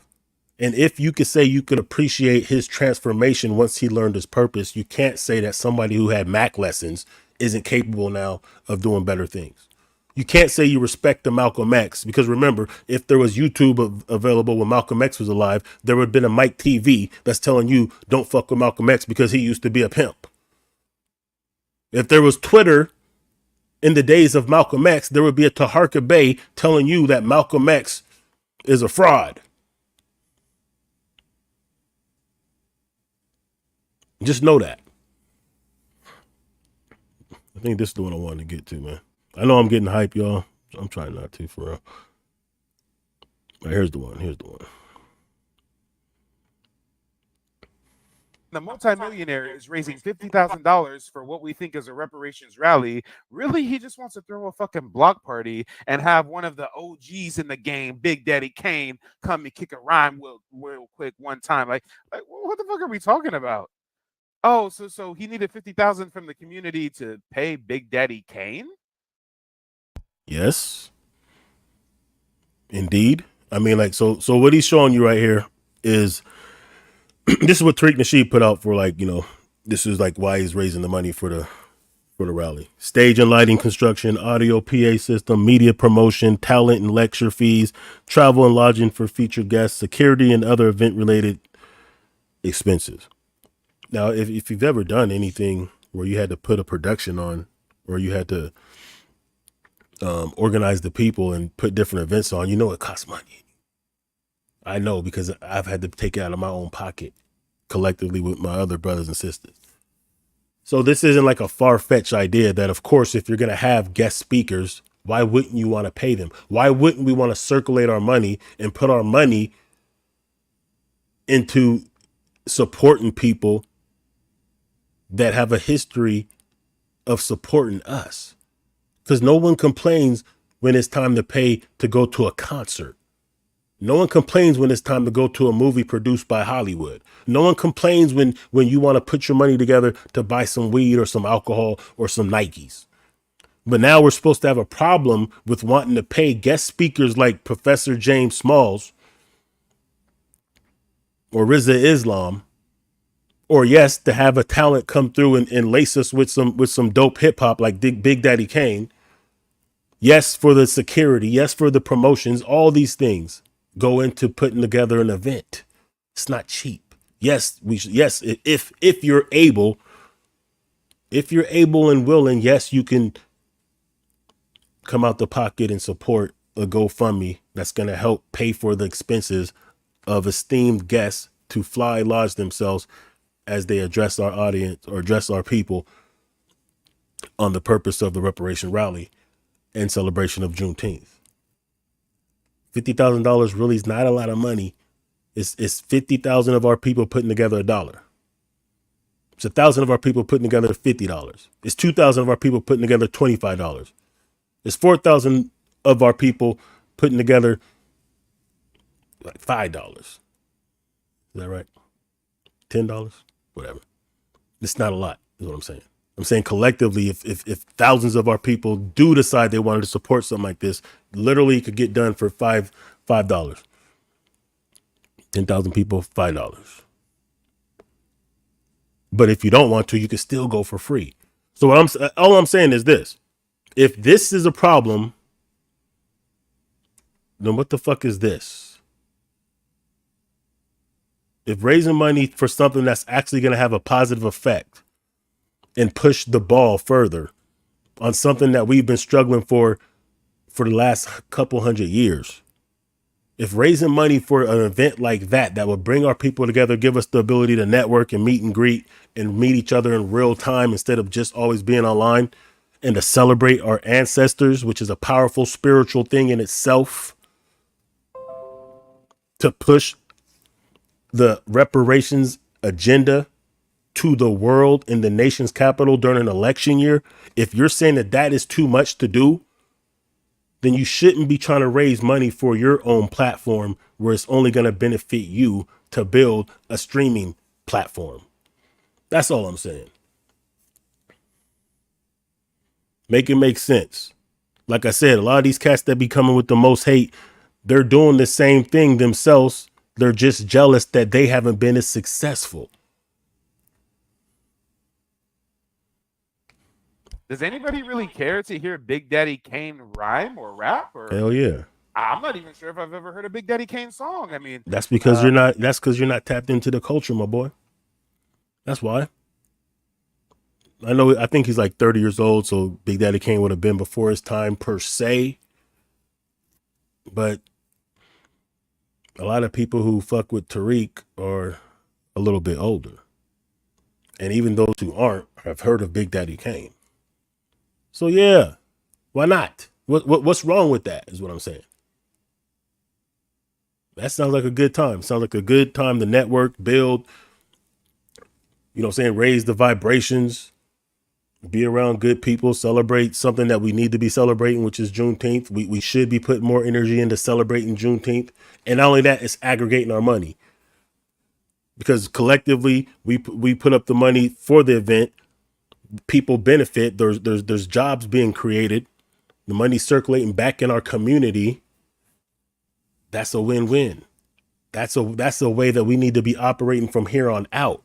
That's the level of operation that we did back when we had Black Wall Street.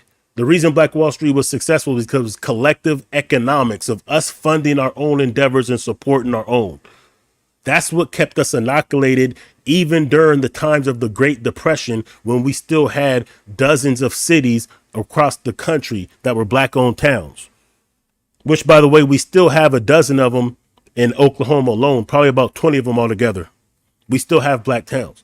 The reason those towns were so prosperous in the times of the Great Depression is because we kept the money circulating by supporting our own. If we continue to do that, we would be up right now. So the idea that he wants to do what's called dissipating the energy, what's called misdirecting the energy, what's called neutralizing and disrupting the activities of black nationalists makes him an op, because he's not against the principle of fundraising, because he's fundraising. Let's get back to it, man. Let's go.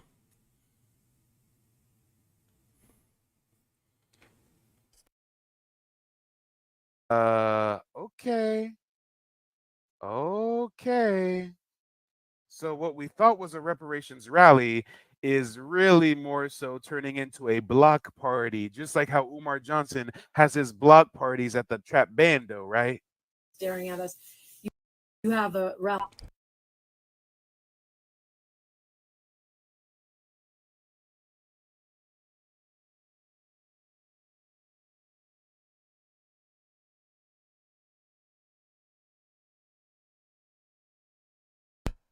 My bad. I didn't even know.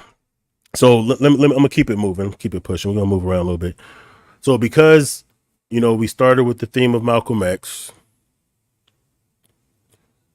I showed the video of him trying to discredit Tariq Nasheed for his Mac lesson years.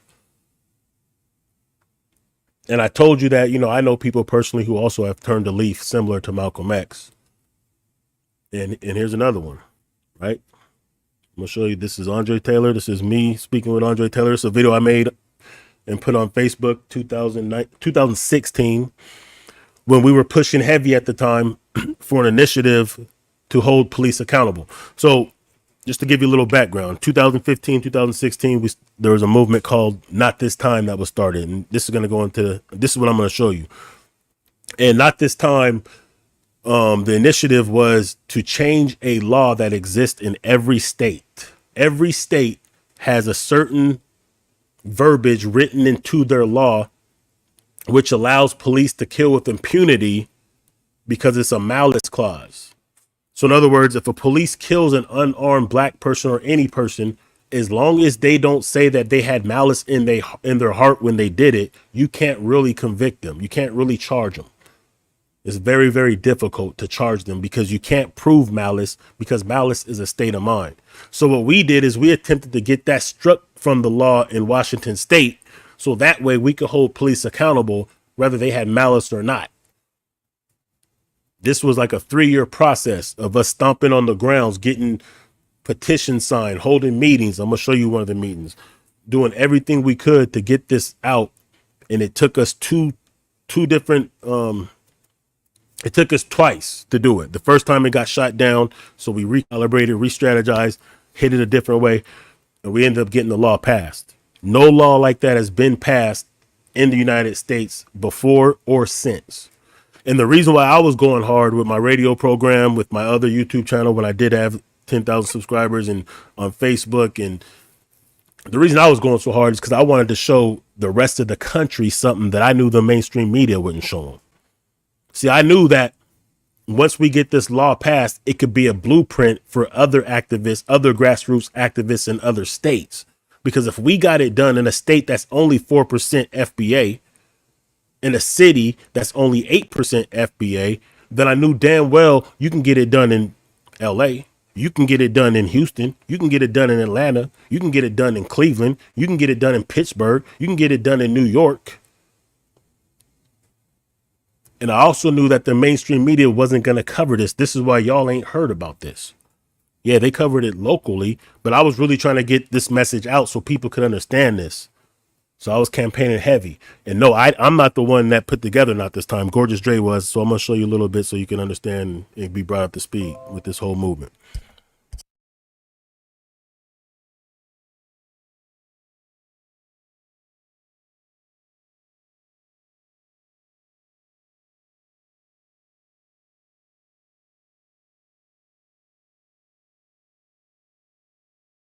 who turned his life around, had the unfortunate event of his brother being murdered. Dre, I want you to see this video that's about to roll in a minute or so. Because the brother that you're looking at, Andre Taylor, who turned his life around, had the unfortunate event of his brother being murdered by the Seattle police in February. So people in the Seattle area in Washington know about this story. And it just came out not too long ago that the gun that was found by Shay Taylor was previously owned by a police officer. So in this video, so Shay Taylor is Andre Taylor's younger brother. You're gonna see is us basically pushing the I-873 initiative, which removes the language in the law that allows police to operate with impunity. You'll hear more about that later. And if you've seen the video that I made with attorney Terry Kemp, you'll get more information on that. So in this video, what you're gonna see is a short interview with me and Andre Taylor after a meeting for the Not This Time movement from American Pimp. And you're gonna see the transformation. I just wanna say this. I did not put the watch this know who you are and let them know about the Not This Time movement, why you started it, and what's the move right now that we're doing. Well, I started Not This Time. I'm Andre Taylor. I started Not This Time because my brother was murdered by the Seattle Police Department February 21st of 2016 this year. At the time I was living in Los Angeles and speaking, you know, all over the nation, lecturing and life coaching. And it's my baby brother. He had done 22 years in prison, and he only been home for 16 months. And when I saw the dash cam video, it seemed how they executed my brother. Get on the ground! Hands up! Right now! Hands up! Shot fired! Shot fired! Hands up! As much as I loved him, I love him still. As much as he was the apple of my eye, I knew there was nothing that was going to stop me from getting some justice for him. And in lieu of getting justice for him, for my people as a whole. And so, you know, I come from the streets, you know, I've been out of the streets for 20 years, but I was unrelenting in the streets.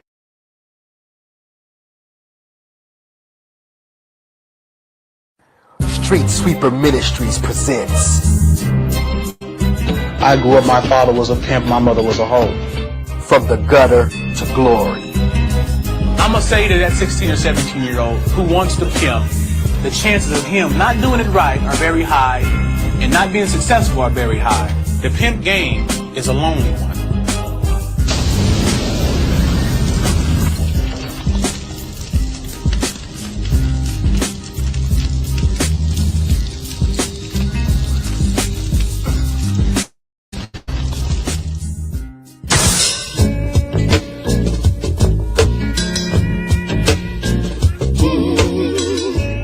We're in CCDC, Clark County Detention Center in Las Vegas. I don't believe that pimping and hoeing is a criminal act. I think that it's immoral before God.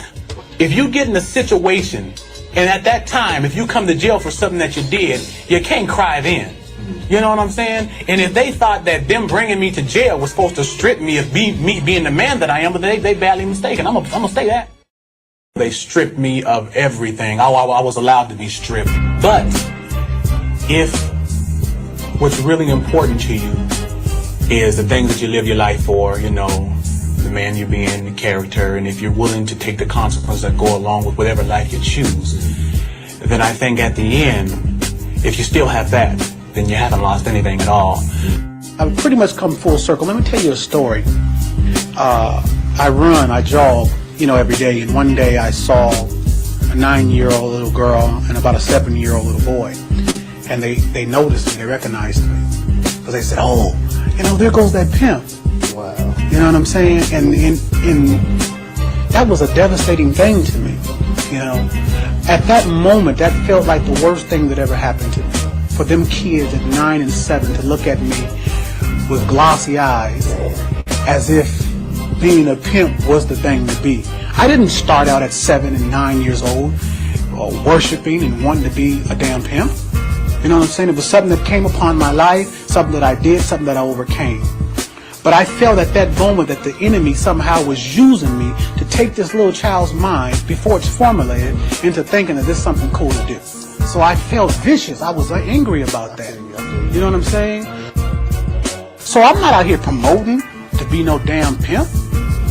I overcame that. You know what I'm saying? Like people overcome cancer. That's heavy. You know what I'm saying? Overcame that. I'm not looking down on nobody that chose a lifestyle because I come from that. My mama comes from that. My daddy comes from that. But the story don't stop there. For you who need an example of how far God's hands go deep into the gutters to redeem. So I'm not unfamiliar with dedication and passion and being down for what you believe in. So I was able to bring that same fire, that same intensity.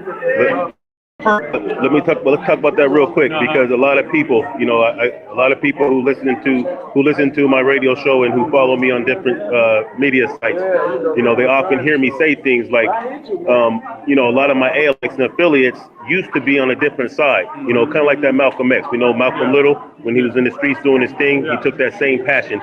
So I want to make sure that everybody that's listening to this and watching this knows that same passion can go, because you mentioned your younger brother, and I have a younger brother, so I know how the relationship between the older brother and the younger brother is almost like that's like your son, kind of. You know what I mean? Yeah. So now, seeing that we are elders, you know, we are OGs, as the streets might call us.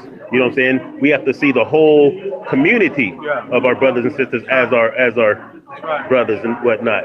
So, but the Not This Time movement, and we have an initiative that's going on that you put together, more or less. Can you tell them about that and how people can get involved in that? Initiative 873 is to challenge the law that gives police officers the right to kill or murder without being held accountable. You know, people think when they see an officer blatantly kill somebody, that an officer is going to be investigated for a homicide like you and I would be. Right. But it's not true. The officer is going to be investigated to see whether he follows the law. But the way the statute is written in Washington, the law says in order for us to bring an officer up on charges, we must first believe that the officer had malice. Malice. Well, malice is an impossible thing to prove because malice is then a state of mind. This is why from 2005 to 2015, 283 people have been murdered by police in Washington and no officer convicted of a crime because of that law, that statute. So 873 is to change that unjust law, that same law that they've used to kill John T. Williams. The same law that they've been using all these years to be exonerated for blatant murder.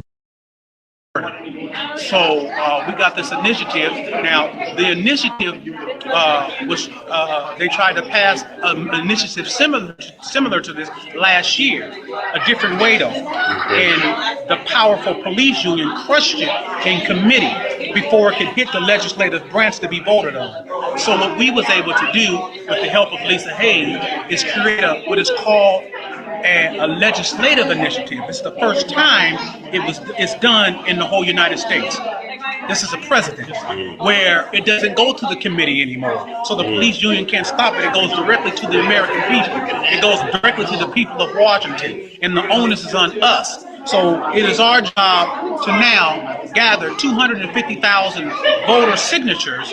We present that to the legislative branch, and we only give them two choices. You either pass a law or it goes to ballot. So we don't have to sit and cry and beg and ask anymore. We can take action. We actually have something to go fight with and to change something. And once we do that, it will create a snowball effect throughout this country, so that our other brothers and sisters in other states will then know how to fight. Not this time, baby. That's right. So real quick, just for the people that's locally in the Washington State area that's watching this, especially in the Seattle area, how can they get more information? Tell them about the SBI, the meetings that we do every Wednesday. I do Not This Time community meetings every Wednesday at 6 p.m.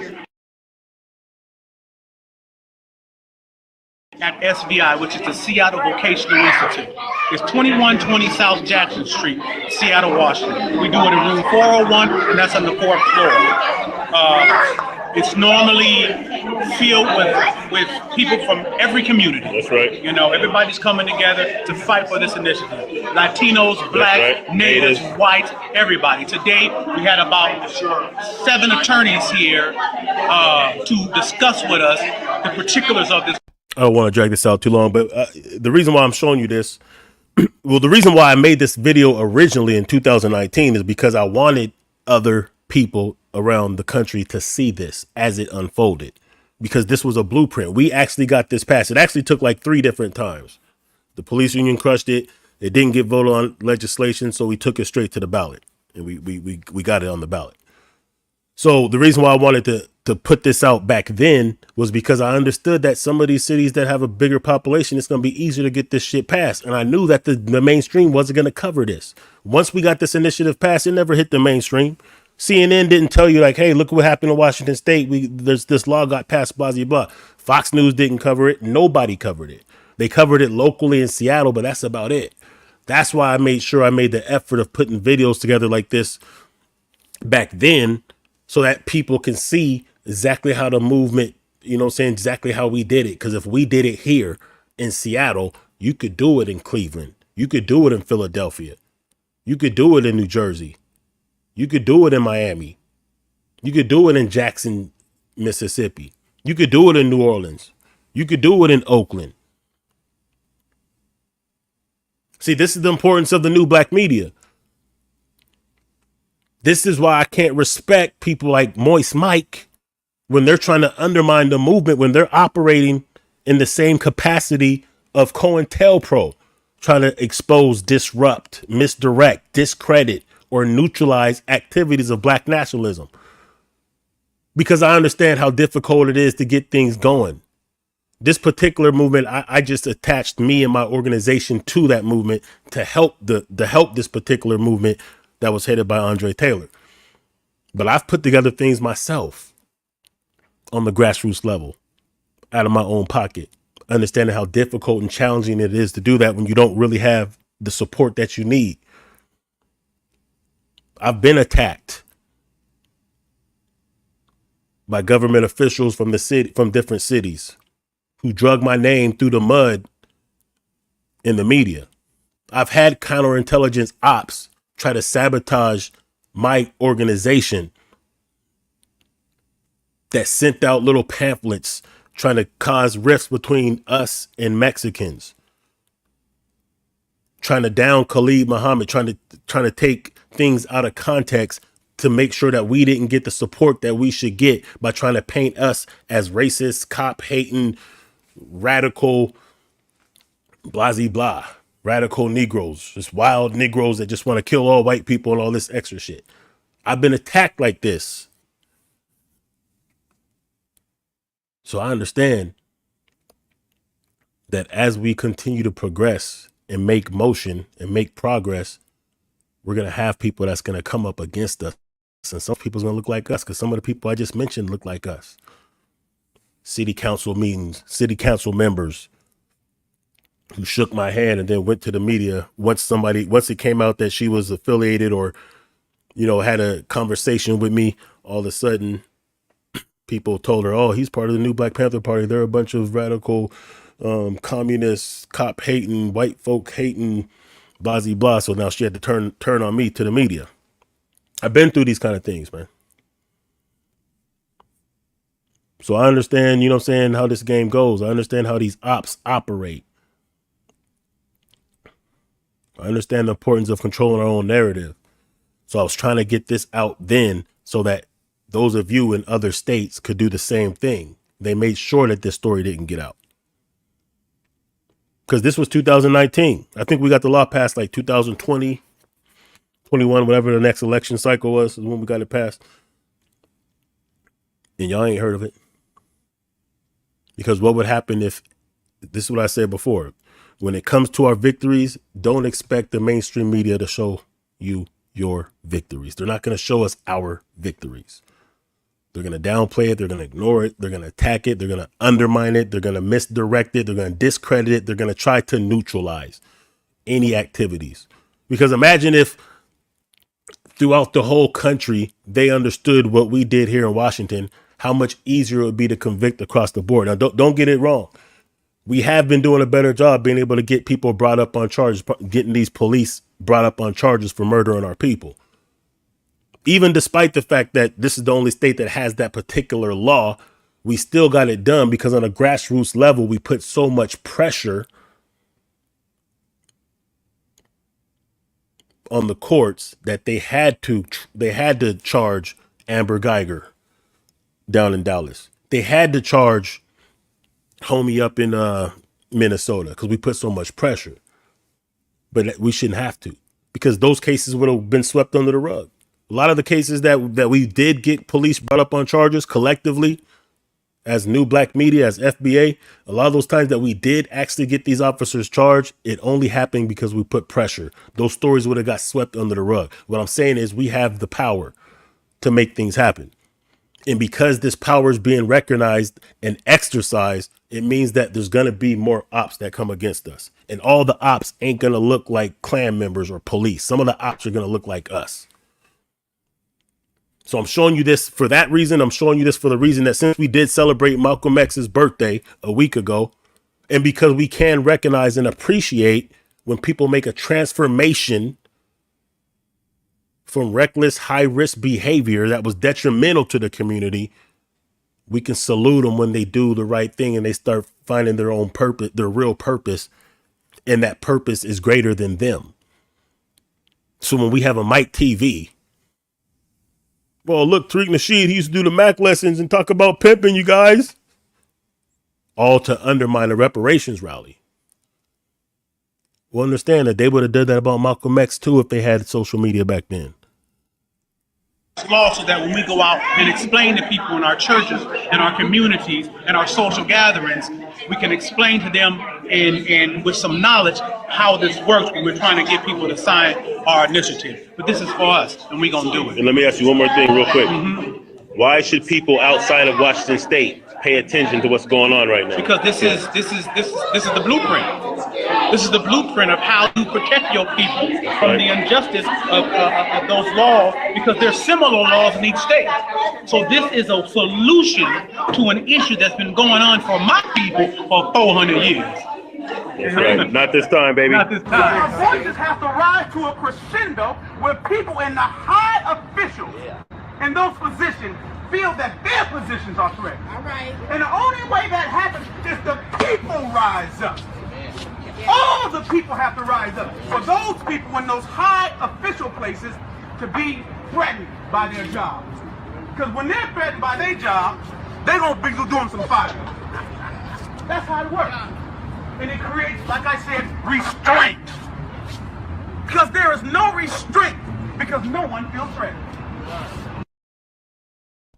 All right, so there's that. And let me show you some more receipts though. This is actually a video that Andre Taylor's people recorded when we was doing what we did is we had a panel discussion, town hall meeting. I think PBS was there, C-SPAN. There were some people that was there, man. This was at one of those meetings, and I was one of the speakers. So I'm gonna just play a little bit. And I'm not doing this to flex. I'm not doing this to try to brag about whatever. I'm just doing this to show receipts that when I do speak about the things that I speak about, I'm speaking from experience. Because what a lot of people don't understand now that you could just grab a camera and have a platform and have a opinion about shit is that many of us, we didn't start with YouTube. We was already doing these type of things. We was actually really participating in endeavors to empower our people before we got on YouTube. So when I'm speaking about what I'm seeing out of these moist mics and these detractors and these agents, I'm speaking from a level of understanding that is more than just I read a book. I lived the shit to some degree. I got the receipts. Thanks and praise to the Creator. Regardless what name you give it, him, her, none of them are sufficient, but they're all acceptable. Definitely, I want to make sure I give a salute to the elders here and to the youth, particularly. This is why we're here.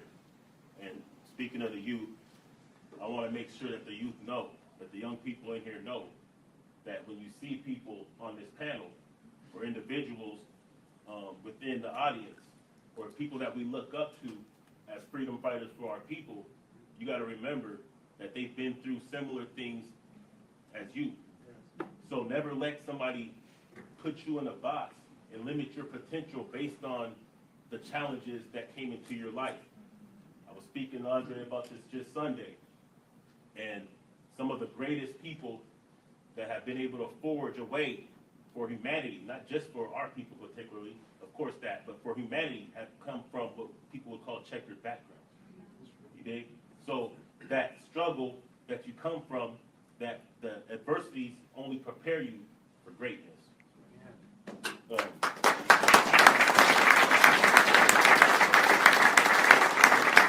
I also want to give,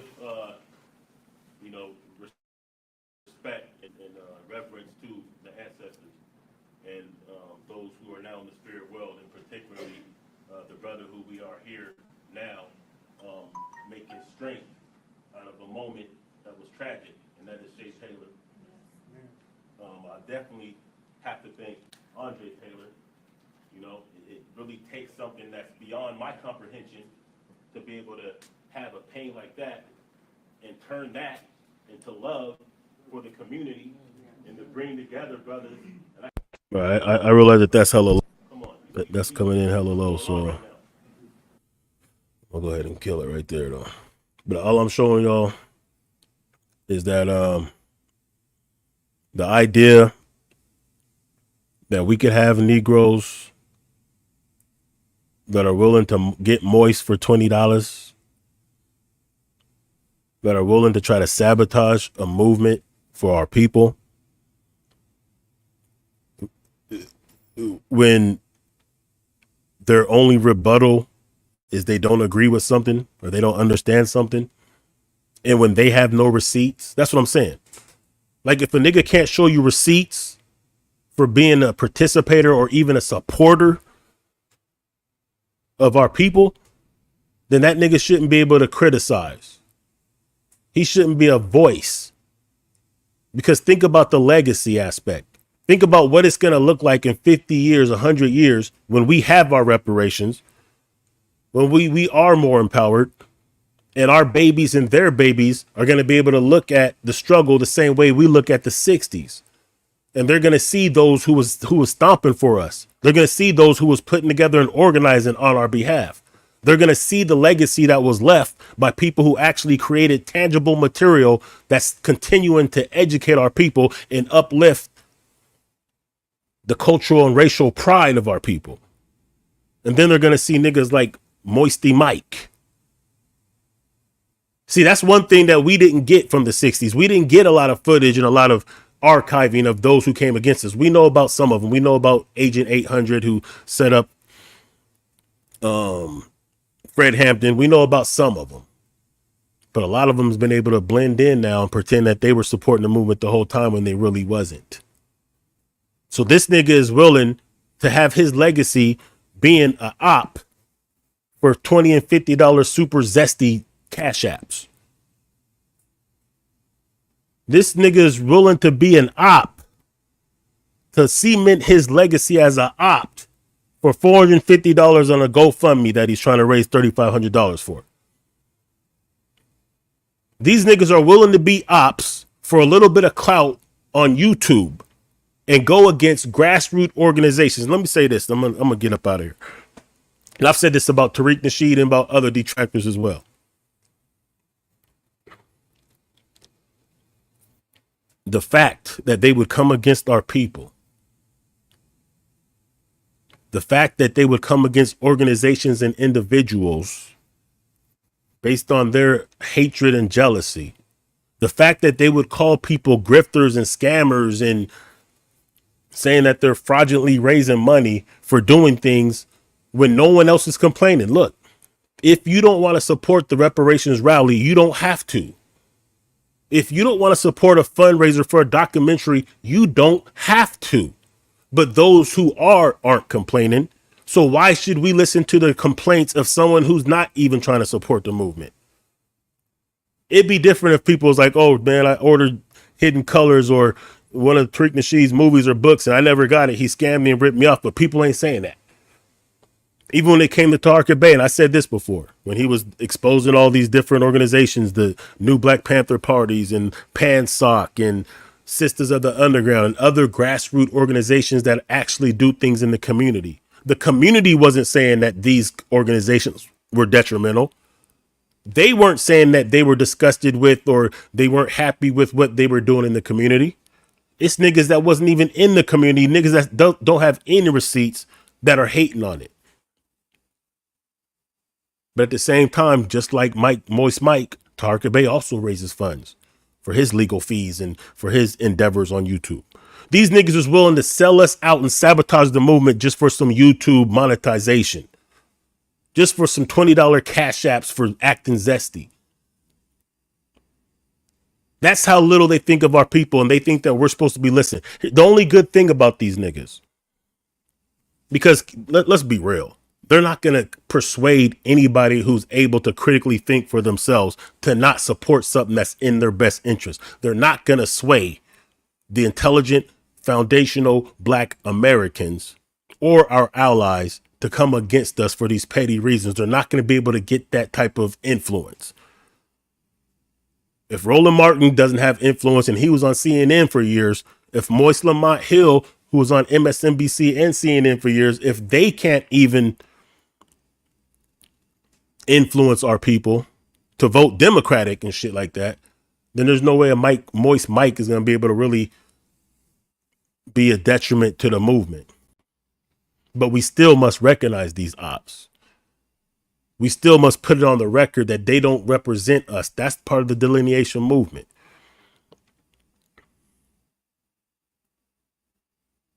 So they're willing to sell their souls and sell us out for YouTube checks. Think about that. This nigga's doing all this in an attempt to raise $3,500, and it's took him a month just to get $450. This nigga is slanging bussy for $20 and $50. This is how desperate this nigga is. But the people who he's coming against, pause, no Diddy, the people who he's attacking and trying to undermine and run his COINTEL ops on,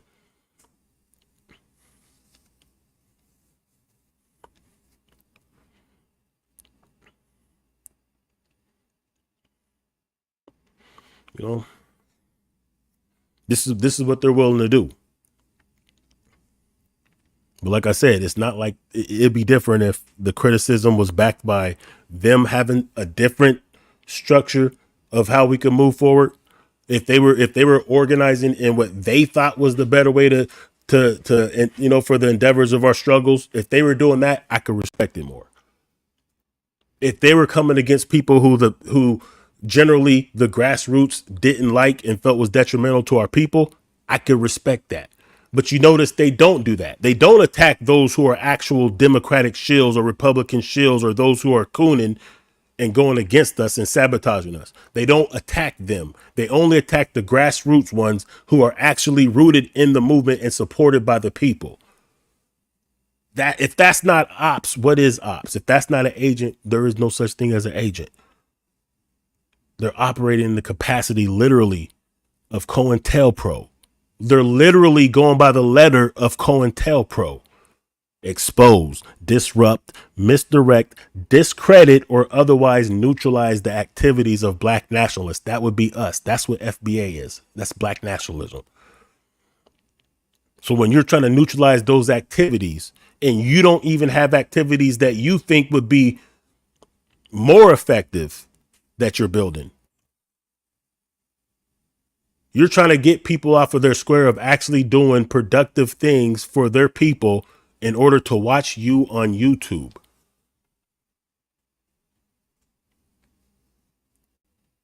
You're trying to disrupt reparations rallies so that people can watch you on YouTube, you fuck nigga.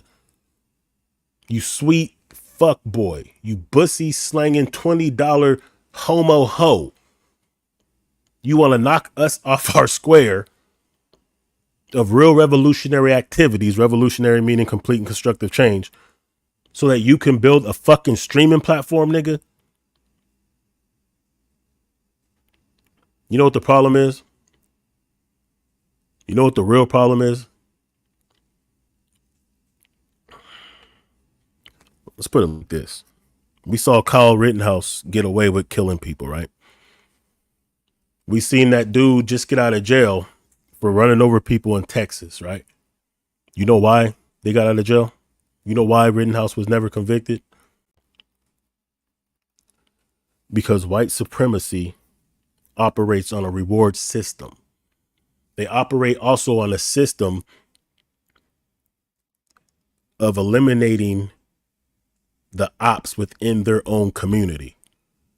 So Kyle Rittenhouse, even though he didn't kill black people, he killed white people, but he killed white people who had the nerve to stand against the injustices of the white supremacist police that murdered people that look like us.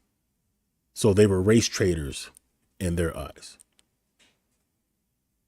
That's why they let Kyle Rittenhouse go. That's why they let that dude go in Texas, you know what I'm saying, who was actually convicted, but they just let him out of jail. Because all he did is unalived some race traitors that was going against white supremacy. He was going against the status quo. So they're saying, hey, they're going to clean house. They delineate, in other words, and they'll take the delineation to the extreme. Because if they see their own people as an op to what they're doing, to what they stand on, which is white supremacy, they'll get them out the way, even if it means unaliving them. In other words, they have a penalty system for those who go against the grain, even if they look like them. We haven't been enforcing a penalty system. I'm not saying anybody should. I'm not saying that. I'm not saying that. I'm just saying understand the principle behind having a mechanism to discipline and discourage, to punish those who look like us. This delineation movement is maybe the first step. Because we're separating and saying, hey, these people they don't respect us. This is who these people really are. We're going to make sure that the record will show that it will be archived who you are and that you're an op. At some point, niggas are going to start crashing out behind this shit. I could see that happen. I'm not saying it should happen. I'm not telling anybody to do it. I'm just saying I can foresee a time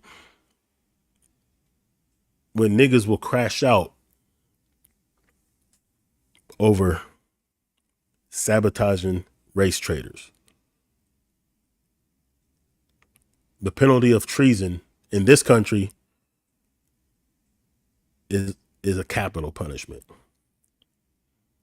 Like I said, I'm not trying to incite anything. I'm just saying that if there was consequences, even physical consequences, monetary consequences, whatever,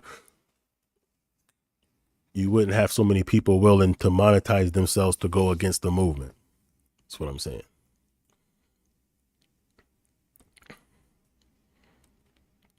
But like I said, these cats, I'm gonna end this. I'm gonna end this. I swear I'm gonna end this in a minute. But like I said, these same cats, right, who have so much to say about, oh, this guy's grifting, he's pushing products, he's doing this and that, he's raising money for things. The same ones that complain, but guess what? This is another video from Mike. This is a video of him doing a pitch. You know, he got some sponsors that sponsor the channel, so he's making videos for him. He's making commercials. He's basically copying the playbook of Tariq Nasheed and the New Black Media. So these same cats who condemn and criticize, they also try to duplicate and do the same damn thing. They're just not as effective. So that maybe that's why they get jealous.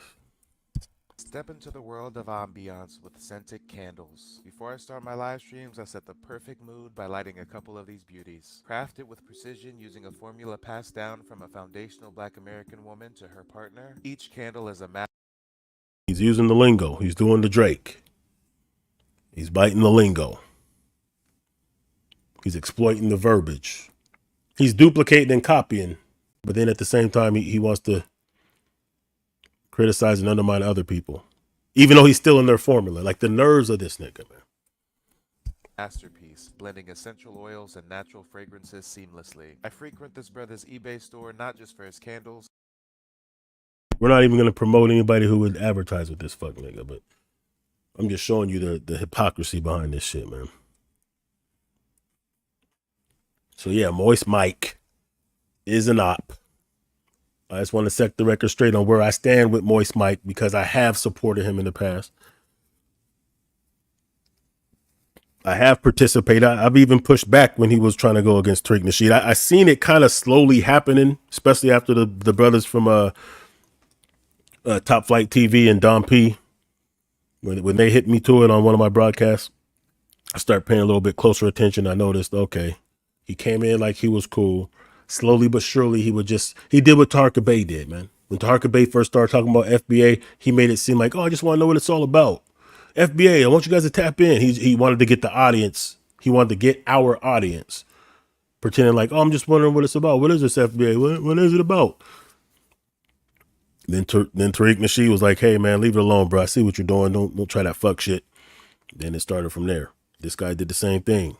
Oh, yeah, it's all about FBA. Delineation, that's right. Oh, these tethers.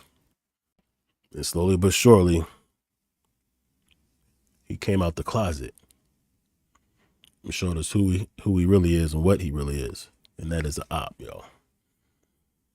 That's simple. Let me say salute to the people real quick before I get up here. Raw Status TV, what's up? Oh, what's up, dog? Yeah. Check out Raw Status TV, man. He's a real one. Shout out to Leonard D. Yuda. Shout out to AK Sour God. Shout out to Reef the Watcher.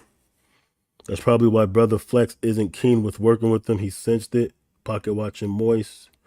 Hold up. Let me put some of these up on the screen. Show some respect. Respect the game. Shout out to Raw Status TV. I fucks with him. He said salute, brother. Leonard D. Yuda says he looks gay in that pic. Indeed, he does. He also laughing. Facts. Okay. What was that? Keep it P podcast. Get on his ass. What's up? Salute. Appreciate the tap in. What else we got? Moist Avengers. Yeah. I'm just saying, like, you know, it's like I just noticed that a lot of these cats, they be having moist behavior in their background. I don't know if that's just part of the sauce that these niggas is dipped in when they decided.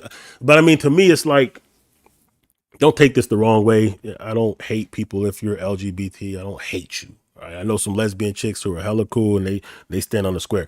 But what I have noticed is those who participate in certain behaviors, participate in certain other behaviors. It just seems like if you really take it on a quote unquote per capita, these niggas that'll go moist, they'll also go against the grain in other ways, is what I'm saying.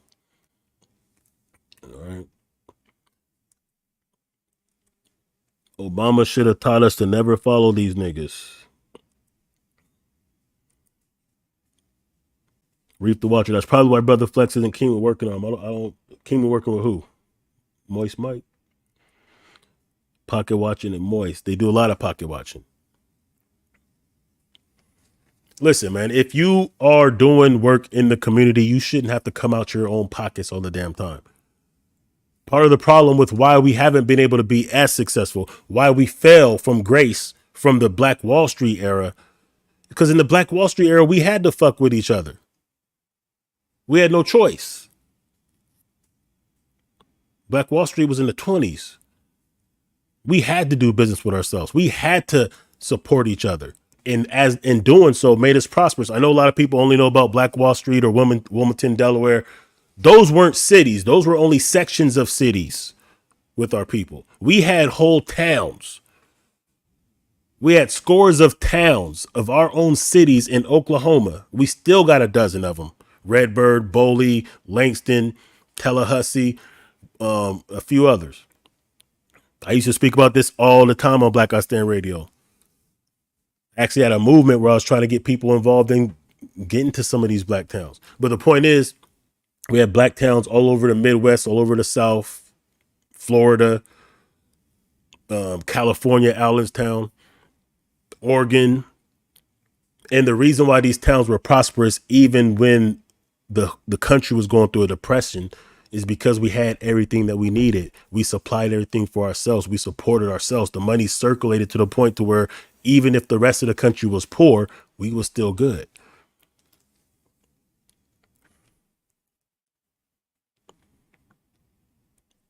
Anyway, let me keep going, man. He acts like a rejected female. He's definitely dishonest. I got a feeling he tried to link up with Tariq and Flex, probably ignored him. Well, you know what? I heard him say that he tried to get into some of those spaces, and because he seems like that's his track record, right? Let me show you. I just showed you already, but I'm gonna show you again. See, this is him trying to tap in with okay,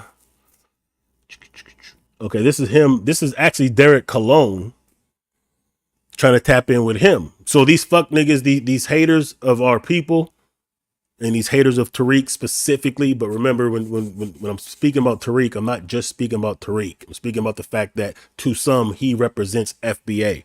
The same way when they attack a Louis Farrakhan or anybody that's a notable figure in our community, that attack isn't just against them. That attack is against us by proxy.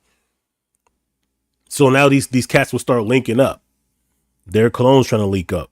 He's so mad about being exposed on the microphone check that now he's tapping into Mike's TV. Only reason I blacked this out is because I shared this on one of Tariq's tweets because I didn't want to give him any props on Tariq's Twitter feed. So he's so upset about the microphone check that now he's willing to try to tap in with Mike's TV, who Mike's TV went against Derek Cologne in the past. The same way Mike's TV tried to tap in with Bucci Bear. He ended up debating him later and going against him, but he did try to tap in as a friendly at first. Just like some of you said that he tapped in with TBA. He tried to call in on TBA. He's doing the clout chasing. He's doing the op shit. That's what he's doing. And then he tried to tap in with Tarka Bey. He's on Morris World TV. I'd like to interview on my channel about Tariq Nasheed. Now, this will never happen because, as you know, Tarka Bey can't speak Tariq Nasheed's name, right? Not only that, it won't work because the principle of the FBA New Black Media Movement is based on the foundation of it is something that's greater than us as individuals. The goals and objectives that we have for reparations, for getting the anti-black race crime or crime bill paid or passed, for us trying to empower ourselves, for us trying to replace this white supremacy with a system of justice, what we're doing is bigger than just us as individuals. Similar to how MLK and Malcolm X, they knew what they were doing was going to have to be continued after they passed and that they wouldn't reap the benefits of the work they're doing. So when you're standing on something like that, you can overlook some of the petty bullshit. But when you're just self-centered and when your only mission is just to enhance your own personal wealth or your own personal clout, you're going to clash. That's not going to be a strong enough foundation to really build an alliance. So Tarka Bey, Mike's TV would never work because they're both selfish, arrogant. They don't have real principles they stand on. I mean, Mike is willing to sell Bussy for $20. Tarka Bey was made a Grand Sheik by a Bussy bandit. They're going to conflict with each other. They're going to end up fighting each other. They're not going to be able to get along because they don't really stand on anything that's bigger than themselves. But the good thing, and this is what I meant to say, but I spaced out. But the good thing about these type of niggas is this: they're not gonna have any kind of influence that's gonna dissipate the movement for real. The only thing they're gonna be able to do is magnetize, draw those to them who also have that hating in their spirit. They're only gonna be able to attract other people who aren't really about doing anything collective for the people. But the good thing about that is they let us know who's who. They let us know who's who. These cats was never going to be with us anyway. So at least now we can see in real time people who aren't really with us, people who are willing to be so petty, to be so sabotaging and anti-productive to the cause that they would willingly support cats who have nothing going on, who have no type of resume for working with our people or for our people or supporting our people. So we should actually be happy that these niggas exist because they're showing us who ain't really with us anyway. So So they can't double back later and act like they was really with the movement the way so many people in the 60s did. Because a lot of these Negroes that was alive when Malcolm X and the Black Panthers and all them was alive, a lot of those people that was there witnessing that, they did not support that.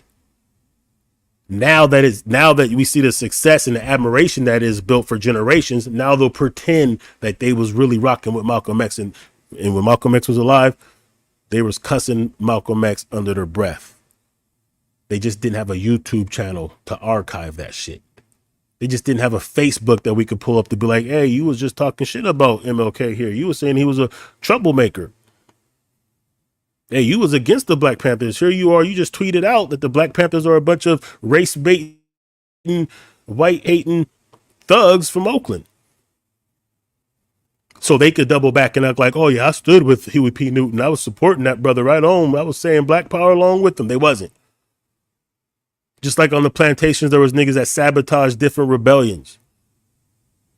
Just like even in Haiti, when they did get their freedom, there was niggas that ended up selling out the leadership that got them the freedom, killing them, and then making deals with France. Denmark Vesey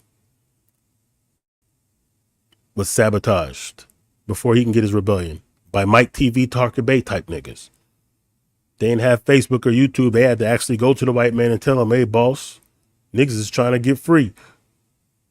Denmark Vesey's over there rapping like he's trying to free the slaves. Yeah. So it's good that we at least can see it with our own eyes, because that will make us more focused, and it makes us understand why this delineation movement is so important right now. It keeps us focused, that we know the first line of defense against white supremacy is going to come from people who actually look like us, but they're not really us. They're not cut from the same cloth, even if they share our lineage.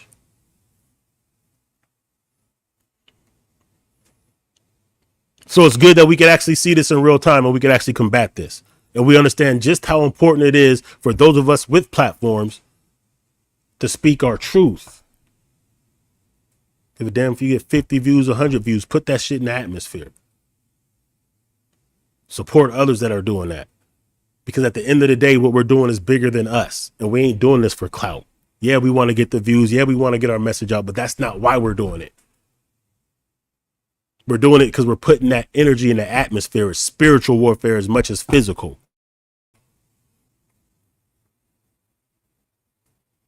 We're doing this because somebody might stumble upon this, and this may lead them to something else. We're doing this because some of us have stories that we can share with the people. We have experiences that we can connect with other people with. Malcolm X was a drug dealing pimp, robbing, white girl, fucking hair conking, cocaine sniffing, numbers running. He might have been a killer.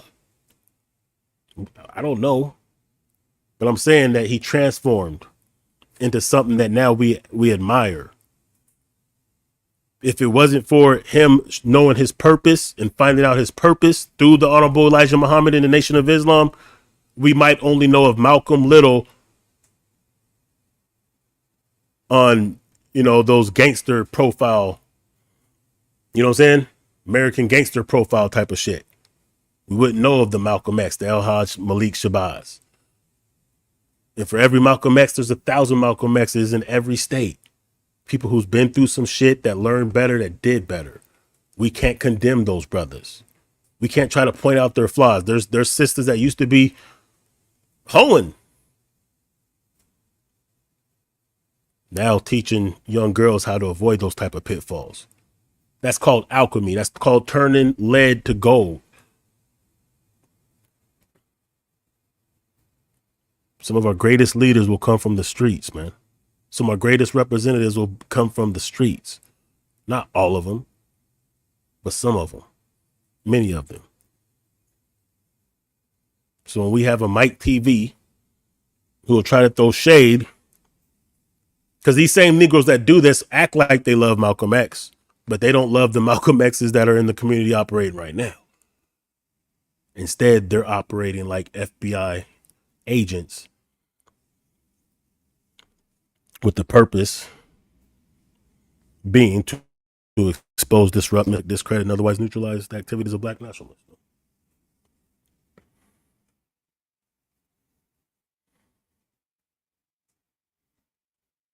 Mike TV had me fooled, says Raw Status TV. Yeah, man. But guess what? As long as we stay on our job, even when these detractors come, we'll be able to spot them out eventually. At some point, we're going to recognize what it is in real time. This is what's so beautiful about the technology that we have and the new black media mechanism that we have now, is that we can identify these things in real time. See, the COINTELPRO, nobody knew about COINTELPRO when it was actually going on. Fred Hampton didn't know about COINTELPRO when they infiltrated him with the nigga that set him up to get killed. The 60s, we didn't know about a COINTELPRO. And we damn sure couldn't communicate in real time nationally. We didn't have cell phones. We didn't have Twitter. We couldn't text message niggas. Now we can. Micah Half-Breed from Hale. Let's get to... Shout out to Vanessa Johnson. What's up? She said, never had me fooled. Micah Half-Breed from Hades. From hell. He done went from one colorism cult to the next. See, I didn't really know too much about him. I got familiar with him. I forgot how. But it was when he was on, he was basically, he basically, from my understanding, he was coming in the game like, oh yeah, I fuck with Tariq, man. He hit me. He's the one that introduced me to the consciousness through the hidden colors, blah, blah, blah. So he was giving him big praise. He was bigging up FBA. He was understanding the delineation and why that's important. He was back in the Microphone Check documentary, which is important in itself. Then he just started pivoting. And like I said, a couple people hit me to him and I was like, I'm gonna let it ride because, I don't mind if he wants to criticize. Because at first his criticism came, it was fair. And I'm looking at it like, okay, this nigga's like 20, 29, 30 years old. He's younger than me. I'm like 15 years older than this nigga. I'm just happy that some of these younger cats is willing to pick up the mantle. And if they see different things and if they have different criticisms, you got to let them do it. That's the youth. They're going to be coming up next. As long as they're on code with the big agenda, I don't mind if you critique certain things because you don't understand. I think it's fair to critique. But there's a difference between critique and trying to discredit and disrupt and neutralize. There's a difference between critique by people who live, who walk the walk and who have a resume of doing things, and then just some nigga that just has a YouTube channel that just wants to shit on everybody. There's a difference between somebody critiquing a football game that's actually played football than somebody who ain't never fucking strapped on a helmet in their life. So shout out to you for seeing through that, for your intuition seeing through that. Some of us slow pokes took a little bit longer trying to give niggas the benefit of the doubt. But at least now we know. The ghost of RE said, Mike throws Diddy parties with dudes who wear man purses and got dick holes in the front of their underwears. That's right. You're absolutely right. You know what I'm saying? So, I mean, it's moistness. It's sassiness. But it's envy and it's hate, which is also bitch ass traits. Bars. But like I said, I mean, the biggest problem with it all is when we have people who think that they have the right to critique and try to undermine a movement when they ain't got no receipts for doing anything for the people, man. And then when they have something like this in their history, it's like, can we even take you serious, dog? Can we even take you serious after this right here? Listen. I'm just going to get straight to the point, okay? Here in the US of A, I'm known kind of as a local celebrity. I'm known as the booty warrior. I take booty. Booty is more important than water. Booty is more important than food. Booty is more important than breathing. And let's just say I came across you and I must have your booty. So we can do this the easy way or the hard way. It's up to you. Listen, best case scenario about this, right, is he's an entertainer. And he thought this was funny. And it is what it is, whatever. I don't have to agree with everybody's attempts of comedy. But if he's an entertainer and that's what he's about, so he thought this was funny, I'm gonna act moist and I'm gonna mac on dudes. I don't know what type of account this is. I don't know if this is like those gay ass accounts or something scout. But if he's just an entertainer and he's just having some fun, trying to be entertaining and funny, whatever, that's cool. I mean, that's his business. I don't have to like it. But if that's what he is, why is he speaking on FBA business?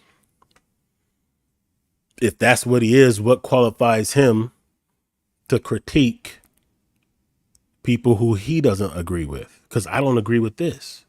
I'm not saying he doesn't have a right to do it. But what gives him the right, if he's just an entertainer, if he's not really a bussy bandit who's willing to sexually exploit himself for $20, as he said, what gives him the right, what gives him the credibility to speak on reparations movements and how people organize reparations rallies? That's what I'm saying.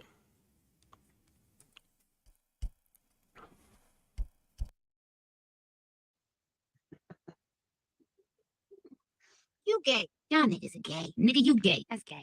Don't find any of this gay at all. Okay. Oh, no, Mike, say it ain't so. You gay. We caught you in 4K. How are you getting the clip from? Oh, because if people knew where they got the clip from, then that would destroy the... Because you see, guys, I used to do a live dating show where we'd have some jokes, we'd do some trolling, we'd interview some ladies, men alike. And during that live dating show, I have something called the Wheel of Fortune. You can pay $10 to spin the wheel and it lands on a different segment. Like in Kevin Samuels' ladies go after the chunky chicks, the cougars, etc., etc. There was even an off-menu item called Zesty Time where for $20, I would talk to some people who looked pretty damn zesty to see if I can troll them and create some good entertainment. And you know what? For $50, we entered into Super Zesty Time where I even pretended to be a zesty individual myself. Oh boy, I'll do anything to satisfy my audience, right? Okay, that's cool. I mean, if that, you know, if that's your get down, that's your get down. But a nigga who tells me they'll do anything to satisfy their audience, including act, quote unquote, act zesty and mac on zesty people. And first of all, where are you getting these zesty people from to be able to locate on a dime like that? How tapped into this community are you that you can, at a spin of a wheel and $20, be able to locate zesty people to mac on? That's just weird.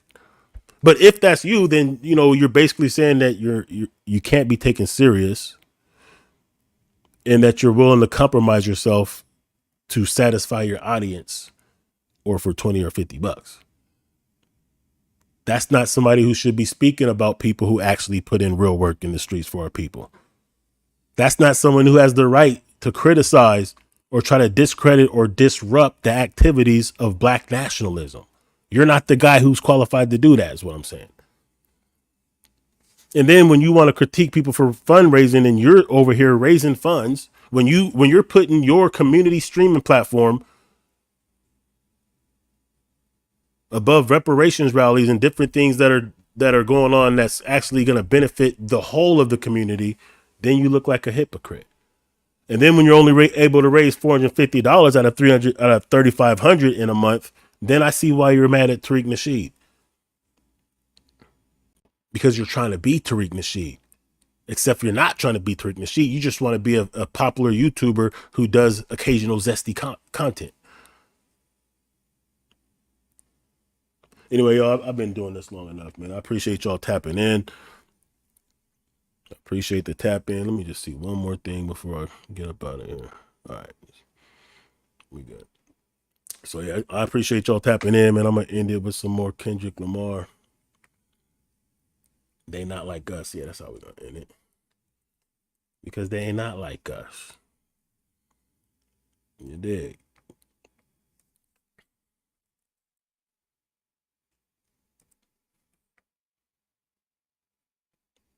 Let's get this. Let's get the lyrics. Want to get with the lyrics? Let's get with the lyrics. Fuck it. Psst. I see dead people.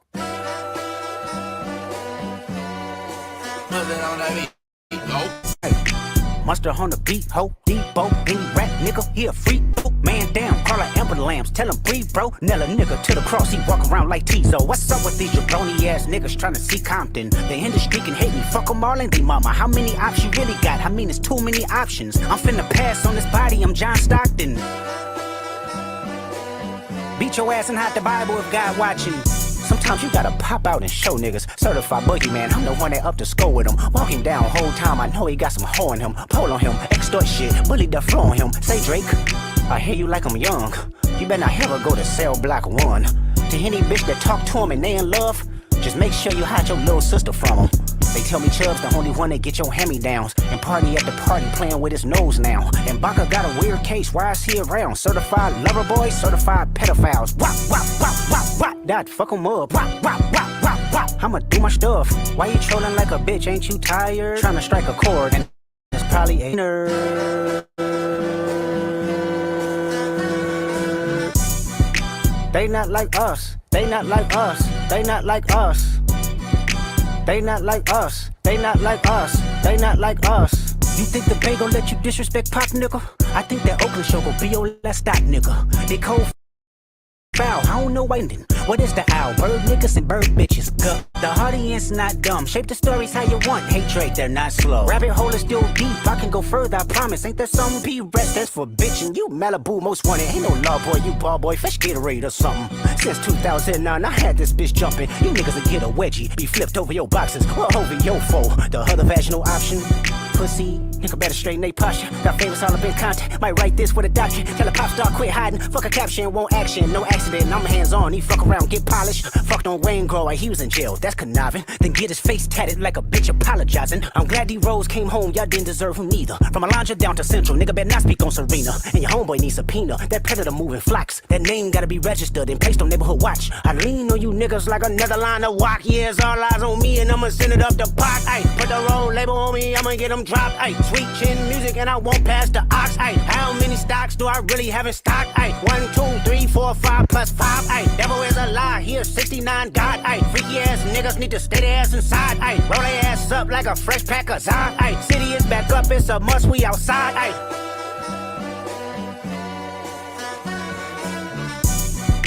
They not like us, they not like us, they not like us.